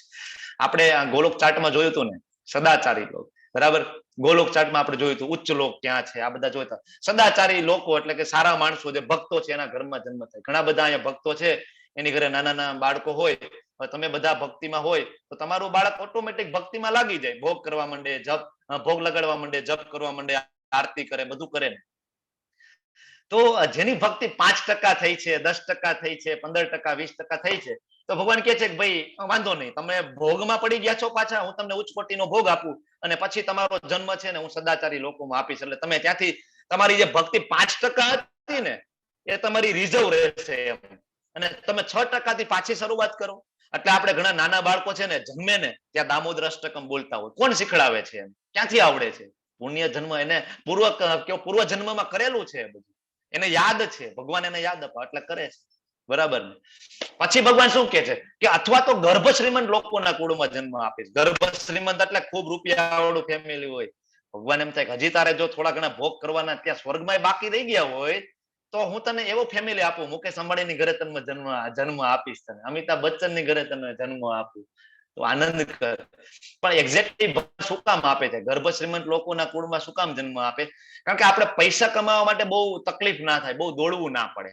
ઘણા બધા માણસો હશે કે જેને પૈસા કમાવા માટે 12 કલાક સુધી કામ કરવું પડે. તો ગર્ભ શ્રીમંત લોકોના ઘરમાં જન્મ થયો હોય તો એ લપ ના રહે. એટલે શું થાય? સમય બચે. સમય શું કામ બચે? તો ભગવાનની ભક્તિમાં આપણે લાગી શકીએ ને એટલા માટે ગર્ભ શ્રીમંતના ઘરમાં આપણો જન્મ થાય છે કે આપણે ઇઝી ગોઈંગ ભક્તિના આગળ વધીએ અને ભગવાનના શરણે જાય. પણ આપણે તો ત્યાં જઈને પાછા ભોગમાં જ પડી જાય છે એટલે પાછા પતન થાય છે આપણું. હવે આગળ શું કે છે કે અથવા જો દીર્ઘ યોગા અભ્યાસ પછી, દીર્ઘ એટલે ખૂબ જ ભક્તિ કરેલી છે, જેની ભક્તિ એવી છે કે 98%, 99%, 100% માં થોડુંક બાકી રહી ગયું અને શરીર છોડી દીધું, સ્વાસ્થ્ય બગડી ગયું, મૃત્યુ થઈ ગયું, આવું થયું તો ભગવાન કે શું થશે એનું? તો કે એવા અધ્યાત્મવાદીના કુળમાં એ જન્મ થશે ને કે જે અતિશય જ્ઞાનવાન હોય. મતલબ તમારો જન્મ થાય આચાર્ય, બરાબર, વલ્લભ સંપ્રદાય, તમે બધા નામ સાંભળેલું હશે, પુષ્ટિ માર્ગી વલ્લભ સંપ્રદાય. આપણે આચાર્ય શિલા પ્રભુપાદજીનો જન્મ ક્યાં થાય છે? ગોરમોહન ડે, એમના પિતાજીનું નામ. એકદમ જોરદાર ભક્ત ભગવાન, અને નાનપણથી પ્રભુપાદને શિક્ષા આપે છે, ડીટી સેવા પણ શીખડાવે છે કે મંદિરમાં જઈને વિગ્રહની સેવા કેમ કરવી. અને પ્રભુપાદના પણ ગુરુજી ભક્તિ સિદ્ધાંત સરસ્વતી મહારાજ છે, બરાબર, એનો જન્મ ક્યાં થાય છે? ભક્તિ વિનોદ ઠાકોર ને ત્યાં. ભક્તિ વિનોદ ઠાકોર એટલે તમે વિચાર કરો કે એ સમયે અંગ્રેજોના સમયમાં મેજિસ્ટ્રેટ હતા, અને જેટલા આવા ખોટા બાબા ઢોંગ કહેવાય, ઢોંગ ધતિંગ વાળા હતા, બધાને ખાલી શ્રીમદ ભાગવતમ થી કહેવાય પરાસ્ત કરી દે છે. બધી એની ખરાબ શક્તિઓ, મેલી શક્તિઓને પરાસ્ત કરે છે ખાલી શ્રીમદ ભાગવતમ વાંચીને. એ ભક્તિ વિનોદ ઠાકોરના ઘરે જન્મ લે છે, ભક્તિ સિદ્ધાંત સરસ્વતી મહારાજ. તો ભગવાન કહે છે કે એવા કુળમાં હું જન્મ આપીશ. અને ભગવાન હવે પોતે શું કહે છે કે આ જગતમાં આવો જન્મ પામવો ને અર્જુન દુર્લભ છે, દુર્લભ છે. આવો જન્મ મળે નહીં. એ તો 98% 95% ભક્તિ ઓલરેડી થઈ ગઈ હોય ને તો એ શક્ય બને, બાકી થાય નહીં. મહાન યોગી કોણ છે? યોગી ખરેખર છે નારદજી, જે ખરેખર અકર્મ કરે છે. તો આટલા આપણે 6 ચેપ્ટર જોયા. આમાં આપણે કર્મયોગ, જ્ઞાનયોગ બધું જોયું. તો આ બધા સ્ટેપ છે એક્ઝેક્ટલી, કે પહેલા તમે કર્મયોગમાં આવો, પછી સકામ કર્મ કરો, એમ કરતા કરતા નિષ્કામ કર્મયોગ કરો, પછી તમે જ્ઞાન યોગમાં આગળ વધો, બુક ખોલો, તમે વાંચો, તમને સમજાય, પછી અષ્ટાંગ યોગના ચેપ્ટરમાં આવો, તમે અષ્ટાંગ યોગ કરો, અને પછી તમને રિયલાઇઝ થાય કે નહીં, મારે તો કૃષ્ણને મેળવવાના હતા. એના કરતા પ્રભુપાદ આપણને ડાયરેક્ટલી કહે છે કે કૃષ્ણ છે પૂર્ણ પુરુષોત્તમ છે. ભગવદ્ ગીતામાં ભગવાન પોતે કહે છે, પ્રભુપાદ આપણે ડાયરેક્ટલી કહે. તો આપણે આ સીડીનો ઉપયોગ આપણે કરવો કે પછી પ્રભુપાદ આપણે લિફ્ટ આપે છે એનો ઉપયોગ કરવો, બરાબર? તો આધ્યાત્મિક રીતના પૂછપરછ કરનારી વ્યક્તિ અહીં શરૂઆત કેમ થાય એ સમજાવે છે કે શરૂઆતમાં કઈ ભક્તિ નથી, તો આધ્યાત્મિક રીતના પૂછપરછ કરનારી વ્યક્તિ છે તે શું કરે? તો કે કર્મના યોગના સૌથી મૂળભૂત પ્રકારની સેવા આપે. શું કરે? તો કે ભાઈ મંદિરમાં જઈને જોવે તો કે ભાઈ હું તમારી ફૂલની સેવા કરી દઈશ, થોડા ઘણા હું પૈસા આપીશ, ડોનેશન આપીશ, થોડુંક મંદિરની સફાઈ, આ બધું હું કરીશ. કર્મયોગમાં થોડું આગળ વધીશ, બરાબર? એમ કરતા કરતા હું નિષ્કામ કર્મ કરીશ કે ભાઈ મને નહીં ગમે તો ભગવાનની પ્રસન્નતા માટે કામ કરીશ. આમ કરતા કરતા સાધુ સંગ થાય એટલે જ્ઞાન યોગમાં આગળ વધે. આ બધા ભગવદ્ ગીતાના ક્લાસ રોજ એટેન્ડ કરે છે ને આ બધા કરે છે શું? જોવા દેજો, લાવજો, મને ભગવદ્ ગીતા વાંચવા દે. એમ કરીને ભગવદ્ ગીતા વાંચે. પછી ધીરે ધીરે એને સમજાય, બરાબર? બીજા ચેપ્ટરમાં આવે કે ભાઈ હું શરીર નથી, હું તો આત્મા છું. ભગવાન બીજા ચેપ્ટરમાં કે છે ઓકે હું શરીર નથી, હું આત્મા છું. તો હવે એને એમ થાય કે ભાઈ મારે તો આની અનુભૂતિ કરવી છે. એમ કરીને છઠ્ઠા ચેપ્ટરમાં આવે અને યમ નિયમ ને બધું વાંચે તો એમ થાય ચલો હવે તો અષ્ટાંગ યોગ આપણે કરી નાખીએ. ખૂબ અઘરું છે પણ એ ટ્રાય કરે છે. ને એમ કરતા કરતા ગુફામાં જઈને તપ કરતા કરતા એને ખ્યાલ આવે છે કે નહીં, અહીંયા પરમાત્મા બેઠા છે, બરાબર? પેલા તો બ્રહ્મ પ્રકાશ જોવા મળે, આગળ વધે તો કે પરમાત્માનો સાક્ષાત્કાર થાય, અને પછી ઓરિજિનલ કૃષ્ણ, આની પાછળ તો કૃષ્ણ છે, મારે તો અહીંયા જવાનું હતું. તો ભગવાન તો ડાયરેક્ટલી કે છે, તો ડાયરેક્ટ આવી જાય ને, આટલી બધી માથાકૂટ કરવાની ક્યાં જરૂર છે? જો હવે આ છેલ્લો શ્લોક છે, ખૂબ ઇમ્પોર્ટન્ટ છે, બરાબર? ફાઇનલ જે ભગવાનનું જે ડિસિઝન છે આખા ચેપ્ટરમાં ભગવાને આપણને કીધું. 1 થી 6 ચેપ્ટરમાં ભગવાને આપણે ઘણું સમજાવ્યું કે ભાઈ કર્મયોગ શું છે, સકામ કર્મ શું છે, નિષ્કામ કર્મ શું છે, જ્ઞાન યોગી કોણ છે, જ્ઞાન યોગ કેમ આગળ વધી શકાય, અષ્ટાંગ યોગી કોણ છે, હઠ યોગી કોણ છે. હવે ભગવાન એનું ફાઇનલ બધા યોગીમાં ભગવાન એમ કે છે કે મને કોણ પ્રિય છે? તો કે યોગી નામ અપી સર્વેશામ, બધા પ્રકારના યોગીઓમાંથી, યોગી નામ અપી સર્વેશામ મદ ગતેન અંતરાત્મના. મદ ગતેન અંતરાત્મના એટલે કે જે પોતાના અંતઃકરણમાં મારું ચિંતન કરે છે. મદ ગતેન અંતરાત્મના. પછી શ્રદ્ધાવાન ભજતે યો મામ, કે જે શ્રદ્ધાપૂર્વક મારું પારાયણ કરે છે. ભજતે યો મામ, મામ એટલે કૃષ્ણ. કૃષ્ણ કહે છે કે મારું, ભજતે એટલે કે મારી જે ભક્તિ કરે છે. કેવી રીતના? શ્રદ્ધાવાન, કે જે શ્રદ્ધાપૂર્વક મારી ભક્તિ કરે છે ને. તો ભગવાન કહે છે કે સમય યુક્ત તમો મત, મારા મત મુજબ એ સૌથી શ્રેષ્ઠ કક્ષાનો યોગી છે, બરાબર? તો તે યોગમાં મારી સાથે અત્યંત ગાઢ રીતે સંકળાયેલો છે. ભગવાન કહે છે અને બધામાં સર્વોચ્ચ યોગી આ છે. હવે બોલો અષ્ટાંગ યોગ કરવો છે કે ભક્તિ યોગમાં આગળ વધવું છે? ભગવાન અહીંયા કે છે, એનો ક્લિયર મત પોતાનો આપે છે કે બધા જેટલા પણ યોગી છે બરાબર છે, બરાબર? બધા ઠીક છે, બધા રસ્તા છે મારી પાસે આવવાનો. પણ ભગવાન કહે છે કે મને જે પ્રિય હોય ને ભાઈ, એ યોગી છે, એ ભક્તિ જે ભક્ત છે એ મને ખૂબ પ્રિય છે. શ્રદ્ધાવાન ભજતે યો મામ. એટલે ભગવાન આપણને લિફ્ટ આપે છે. હમણાં આપણે સીડી જોઈ, કર્મયોગ, જ્ઞાન યોગ, અષ્ટાંગ યોગ અને ભક્તિ યોગ, બરાબર? પણ ભગવાન અહીંથી આપણને લિફ્ટ આપે છે. ડાયરેક્ટ લિફ્ટમાં આવી જાઓ ને ભાઈ, સીધા લિફ્ટમાં બેસો ને ભક્તિ યોગનું બટન દબાવો, સીધા મારી પાસે પહોંચો. શું કામ આ બધા આટા મારવા છે? અર્જુનને કહે છે, બરાબર? તો ભક્તિ કઈ રીતના કરી? આપણે નવધા ભક્તિ જોયું હતું. પત્રમ પુષ્પમ ફલમ તોયમ. ભગવાન 9મા અધ્યાયમાં કહે છે કે ભાઈ હું તો આટલામાં પ્રસન્ન છું, મારે કઈ 56 ભોગની આશા નથી. પત્રમ પુષ્પમ ફલમ તોયમ, 4 વસ્તુ, 4 માંથી ખાલી પત્ર, તુલસી પત્ર ધરો ને ભગવાન કે હું એમાં રાજી છું, પણ ભાવપૂર્વક હોવું જોઈએ. ખૂબ ઇમ્પોર્ટન્ટ છે. જપ કરવા જોઈએ. આ પાછળ જે ફોટો છે ગોપીઓ, સૌથી ઉત્કૃષ્ટ અને શ્રેષ્ઠ ભક્ત હોય ને તો એ ગોપીઓ છે, કારણ કે એ ભગવાનને માધુર્ય ભાવમાં પ્રેમ કરે છે, માધુર્ય રસનું પાન કરે છે. સૌથી ઉત્તમ યોગી છે, ભગવાનને સૌથી જો પ્રિય હોય તો એ ગોપીઓ છે, કે સૌથી પ્રિય ભક્ત છે ભગવાનના. બરાબર, એટલે આ ગોપીઓ છે. અહીંયા ઘણા બધા ભક્ત ના હોય ને તો એની કોમેન્ટ એવી હોય કે ભગવાનને તો સ્ત્રી પુરુષના સંબંધોમાં રસ હતો. ભગવાન આગળ પણ કહેશે કે એમાં મને કોઈ કર્મો લેપતા નથી, મને કોઈ એવી ઈચ્છા હોતી નથી. પણ આ બધી ગોપીઓ છે એ ભગવાનની ભક્ત છે, જે ભગવાન શ્રીરામ સ્વરૂપે આવે છે. અને જ્યારે ભગવાન જતા હોય છે વનવાસમાં, ત્યારે એક સમયે કેટલા બધા ઋષિઓ છે એ એમને જોવે છે, અને રામનું તેજ છે એકદમ ગજબનું તેજ જોઈને બધા મોહિત થઈ જાય છે. અને બધા મનોમન વિચાર કરી લે છે કે ભગવાન અમને છે ને તમારા પત્ની બનાવી દો, અમારે તમને માધુર્ય, અમારે તમારી સાથે રાસ રમવો છે ભગવાન, અમારે તમારા હાથમાં હાથ નાખીને નૃત્ય કરવું છે. કૃષ્ણ રામને કહે છે, પણ રામ કહે છે મનોમન કે ભાઈ આ વખતે તો મર્યાદા પુરુષોત્તમ છું, એટલે આ વખતે મારી પત્ની એક જ સીતા છે, પણ હું આવીશ દ્વાપર યુગમાં કૃષ્ણ સ્વરૂપે અને તમને બધાને સ્વીકારીશ. એટલે ભગવાન એટલી બધી ગોપીઓ, એટલી બધી રાણીઓ, એ બધા ભગવાનના ભક્તો છે, બધા મહાન ઋષિ મુનિઓ છે, કોઈ સામાન્ય સ્ત્રી નથી. બરાબર, તો ખાસ યાદ રાખવાનું, કોમેન્ટ કરવાનું. ઓકે, હવે થોડાક આપણે રેફરન્સ જોઈ લઈશું કે આ આધ્યાત્મિક અભ્યાસમાં કઈ રીતના. હું તમારી 5 મિનિટ વધારે લઈશ હજી.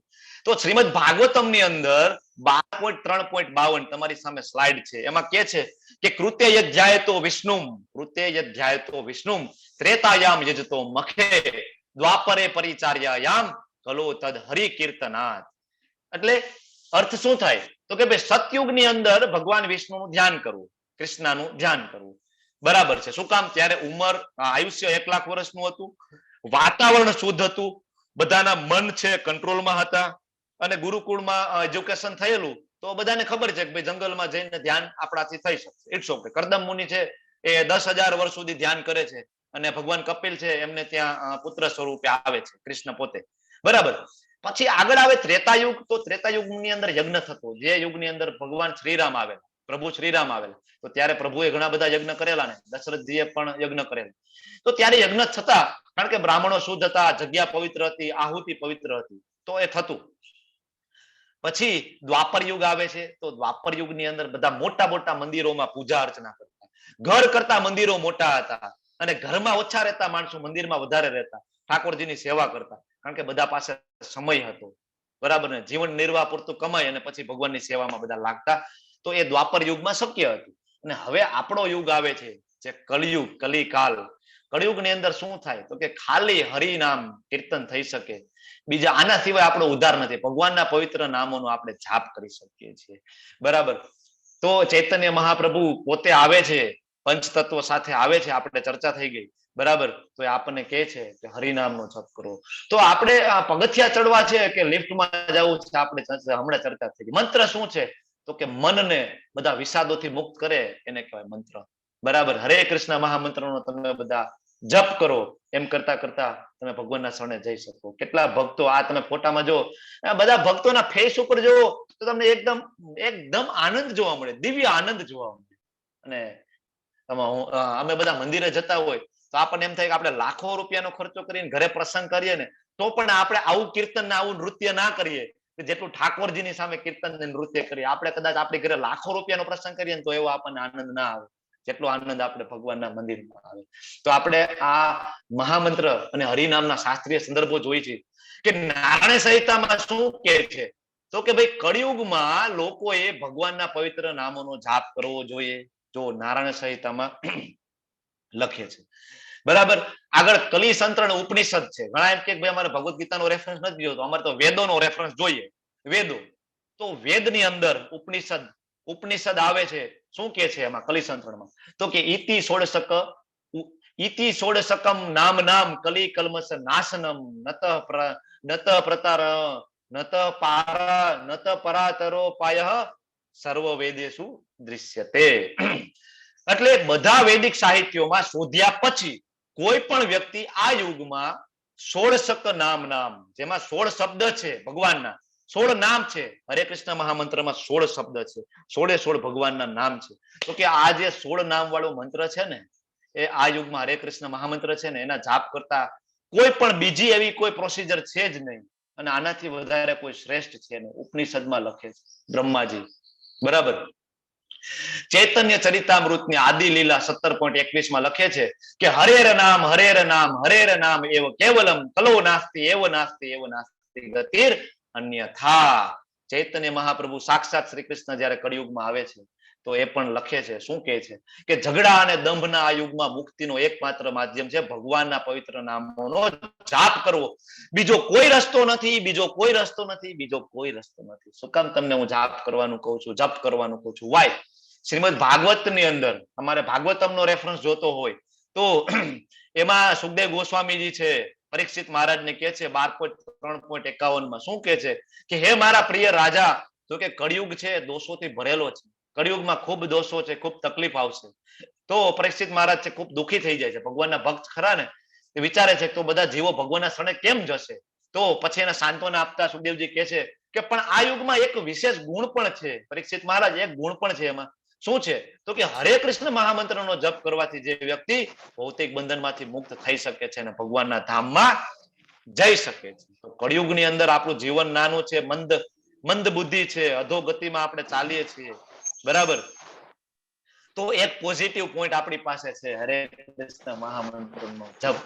અને હવે ભગવાન શ્રી કૃષ્ણ સાક્ષાત આપણને 10મા અધ્યાયમાં એમના મુખ કમળથી ભગવાન બોલે છે, શું કે છે કે યજ્ઞા નામ જપ યજ્ઞો સ્મી. સ્વાહા સ્વાહા વાળા જેટલા યજ્ઞો છે આપણને એમ થાય કે એ શ્રેષ્ઠ હશે, પણ ભગવાન એમ કે છે કે નહીં, યજ્ઞા નામ જપ યજ્ઞો સ્મી. યજ્ઞોની અંદર પવિત્ર નામનો જે જપ છે ને કૃષ્ણ એ કે હું છું. તમે જે જપ કરો છો, હરે કૃષ્ણ મહામંત્ર બોલો છો, તો ભગવાન છે, ભગવાનનું નામ, ભગવાનના ગુણ, ભગવાનના રૂપ, ભગવાનની લીલામાં કોઈ અંતર નથી. તમે જયારે કૃષ્ણ બોલો છો ત્યારે કૃષ્ણ સાક્ષાત તમારી જીવા ઉપર સૂક્ષ્મ સ્વરૂપે બિરાજે છે. એટલે ભગવાન કહે છે કે યજ્ઞ નામ જપ યજ્ઞો સ્મી. આ બધા આપણે શાસ્ત્રીય રેફરન્સ જોયા. બરાબર. જપ વખતે શું કરવું જોઈએ તો કે હરે કૃષ્ણ મહામંત્રનો જપ કરતા પહેલા પંચતત્વ મંત્ર બોલવાનો. આપણે કાલે જોઈ ગયા. બરાબર. જેને ન આવડતો હોય અત્યારે સ્ક્રીનશોટ લઈ લેજો. બરાબર. શ્રી કૃષ્ણ ચૈતન્ય પ્રભુ નિત્યાનંદ શ્રી અદ્વૈત ગદાધર શ્રી વાસાદિ ગૌર ભક્ત વૃંદ, જયારે કૃષ્ણ સાક્ષાત કળિયુગમાં આવે છે ચૈતન્ય મહાપ્રભુ સ્વરૂપે, બલરામજી આવે છે નિત્યાનંદ પ્રભુ તરીકે, શિવજી આવે છે સદાશિવ અને મહાવિષ્ણુ આવે છે અદ્વૈત પ્રભુ તરીકે, રાધાજી આવે ગદાધર પંડિત તરીકે, અને નારદજી આવે છે શ્રીવાસ આચાર્ય તરીકે. તો એ પંચતત્વો. જપ કઈ રીતના કરવાનો તો કે થોડોક આપણને સંભળાય ને એ રીતના કરવાનું, તો આપણું મન ફોકસ થાય. એક જ વસ્તુ કરવાની છે. જપ કરવા ટાઈમે બીજું બહુ વિચારવાનું નથી. તમે જે બોલો છો ને તમારા કાનમાં સંભળાવવું જોઈએ અને તમને ખ્યાલ હોવો જોઈએ કે તમે આખે આખો મંત્ર બોલો છો. બસ આના ઉપર તમારે ધ્યાન કરવાનું, બીજું કઈ કરવાનું નથી. સ્પષ્ટ નામનો ઉચ્ચાર કરવાનો. સ્પીડમાં બોલીએ એટલે હરે કિન્ના કિન્ના કિન્ના રામ રામ કિન્ના કિન્ના એવું નહીં. હરે કૃષ્ણ કૃષ્ણ કૃષ્ણ હરે હરે, હરે રામ રામ રામ હરે. સ્પષ્ટ ઉચ્ચારણ કરવાનું. આદર ભક્તિ અને એકાગ્રતા સાથે જપ કરવાનું. શક્ય હોય તો સવારમાં બ્રાહ્મ મુહૂર્તમાં ઉઠીને જપ કરવાનું. જપ કરતી વખતે શું કરવાનું, કોઈ પણ જગ્યાએ બેસીને ચાલતા ચાલતા ગમે તે રીતના ભગવાનનું નામ લઈ શકાય છે. કોઈ પણ સમયે જપ કરી શકાય છે, પણ બેસ્ટ છે સવારનો બ્રાહ્મ મુહૂર્તનો સમય. સ્નાન કરતા પહેલા પણ જપ કરી શકાય છે. માતાજીઓ બધા છે તો એ માસિક ધર્મમાં હોય ત્યારે પણ કૃષ્ણનો જપ કરી શકે, હરે કૃષ્ણ મહામંત્રનો જપ કરી શકે. એ જ આ મહામંત્રની ખાસિયત છે. જ્યારે બીજા બધા મંત્રો છે, ધારો કે શિવજીના મંત્રો હોય કે બીજા એ બધા વેદોના જે મંત્રો છે, એની અંદર એક ટર્મ્સ એન્ડ કન્ડિશન છે કે તમે સ્નાન કરેલું હોવું જોઈએ, એક પવિત્ર જગ્યાએ બેઠેલા હોવો જોઈએ, ટર્મ્સ એન્ડ કન્ડિશન. પણ કળિયુગમાં શક્ય નથી, તો શું કરવાનું? એટલે ચૈતન્ય મહાપ્રભુ આવે છે અને કહે છે કે ભાઈ હરિનામ લો, હરે કૃષ્ણ મહામંત્ર નો જપ કરો, ગમે તે રીતના જપ કરો અને તમે કૃષ્ણ પ્રેમ તમે લઈ જાઓ. અને ગણતરી કરવાની 108. ઘણા બધા એમ કે મનમાં અમારા જાપ ચાલુ જ હોય, પણ એમ નહીં. તુલસી માળા લેવાની અને જપ કરવાનો. 16 માળા થાય તો 16, 1 થાય તો 1. જપ વખતે શું નહીં કરવાનું, મહામંત્રનો કોઈ એક ભાગનો જપ નહીં કરવાનો કે આપને ખાલી હરે કૃષ્ણ ગમે છે, રામ નથી ગમતું તો કે હરે કૃષ્ણ હરે કૃષ્ણ હરે કૃષ્ણ હરે કૃષ્ણ, એમ નહીં. આખો મંત્ર બોલવાનો આચાર્યોએ આપને કીધેલું છે. હવે જો સુમેરુ મણકા ઉપર જપ કરવાનો નથી, ખાસ યાદ રાખવાનું. સુમેરુ મણકા વિશે મેં કાલે તમને કહી દીધું. સુમેરુ મણકા વિશે ઉપર આપણે જપ નહીં કરીએ. પુસ્તક સમાચાર પત્ર વાંચતા ટીવી જોતા જપ નહીં કરવાનો, કારણ કે એના માટે આપણે 2 મસ્તક જોઈએ. એક આ બાજુ જપ કરતું હોય અને એક આ બાજુ બીજું મસ્તક ટીવી જોતું હોય તો ચાલે, પણ આપણી પાસે એક જ મસ્તક છે એટલે આપણે એક કામ કરી શકીએ. પુસ્તક વાંચવામાં મનને ફોકસ કરવું પડે તોય 2 મોઢા જોઈએ, એક પુસ્તક વાંચવામાં એક જપ કરવામાં. પણ આપણી પાસે 2 મગજ છે નહીં. જાપ કરવાના લાભ શું છે? ખૂબ લાભ છે. પાપની પ્રતિક્રિયાઓમાંથી સ્વતંત્રતા મળે. આપ બેકગ્રાઉન્ડમાં જે પિક્ચર જોવો છો ને, એ ગરુડ પુરાણમાંથી લીધેલું પિક્ચર છે કે તમે કેવા કર્મો કરો અને એની ગતિ શું થાય છે. ગરુડ પુરાણમાં વિસ્તૃત વર્ણન આવે. કહેવાય ને કે આમ કંપારી આપણે ઉપડાવી દે ને એવું વર્ણન છે ગરુડ પુરાણ. બરાબર. ખરાબ ટેવોથી રાહત થાય. બરાબર. વ્યસન છૂટી જાય ને માણસ સીધા રસ્તા ઉપર આવી જાય. બરાબર. તાણથી, જે અત્યારે સૌથી કળિયુગની અંદર બધા ડિપ્રેશનના શિકાર છે, બધાને કંઈક ને કંઈક ટેન્શન છે, તો ડિપ્રેશનમાંથી જો કેટલા એના મુખ ઉપર જુઓ તમે. બરાબર. આનંદ જુઓ, મનની શાંતિ જુઓ તમે. આ બધા ભક્તો જે કરે છે, નૃત્ય કરે છે, તમને એમ થાય કે જોયા જ રાખીએ આપણે, અને આપણે પણ એમાં જોડાઈ જઈએ. આ છે એ વાસ્તવિક સુખ છે. આપણો આત્માનો સ્વભાવ છે કૃષ્ણની સેવા કરવી, અને આમાં જ આપણને સાચો આનંદ મળશે. બાકી આપણને ક્યાંય સાચો આનંદ મળશે નહીં. તો બધાને મારી વિનંતી છે કે હરે કૃષ્ણ મહામંત્રનો તમે બધા જપ કરો. આ સાથે અહીંયા મારી વાણીને વિરામ આપું છું અને આ ચેપ્ટર અહીં પૂર્ણ કરું છું. હરે કૃષ્ણ કૃષ્ણ કૃષ્ણ હરે હરે, હરે રામ રામ રામ હરે હરે. તમારો બધાનો ખૂબ ખૂબ આભાર. હું તમારો બધાનો ખૂબ આભારી છું કે તમે મને ખૂબ શાંતિપૂર્વક સાંભળ્યો અને 1 કલાક ને 20 મિનિટ તમે મને તમારી અમૂલ્ય સમય મને આપો છો. Thank you so much. આપણે બધા એક જપ કરી લઈએ સાથે મળીને. આજ તો આપણે રેફરન્સ પણ જોઈ લીધા છે, અને હજી કોઈને કઈ ડાઉટ હોય તો હજી પણ કહેજો, તો આપણે આગળ પણ હજી ક્લિયર કરશું. ઓકે, તો બેડ બેગ લઈ લો.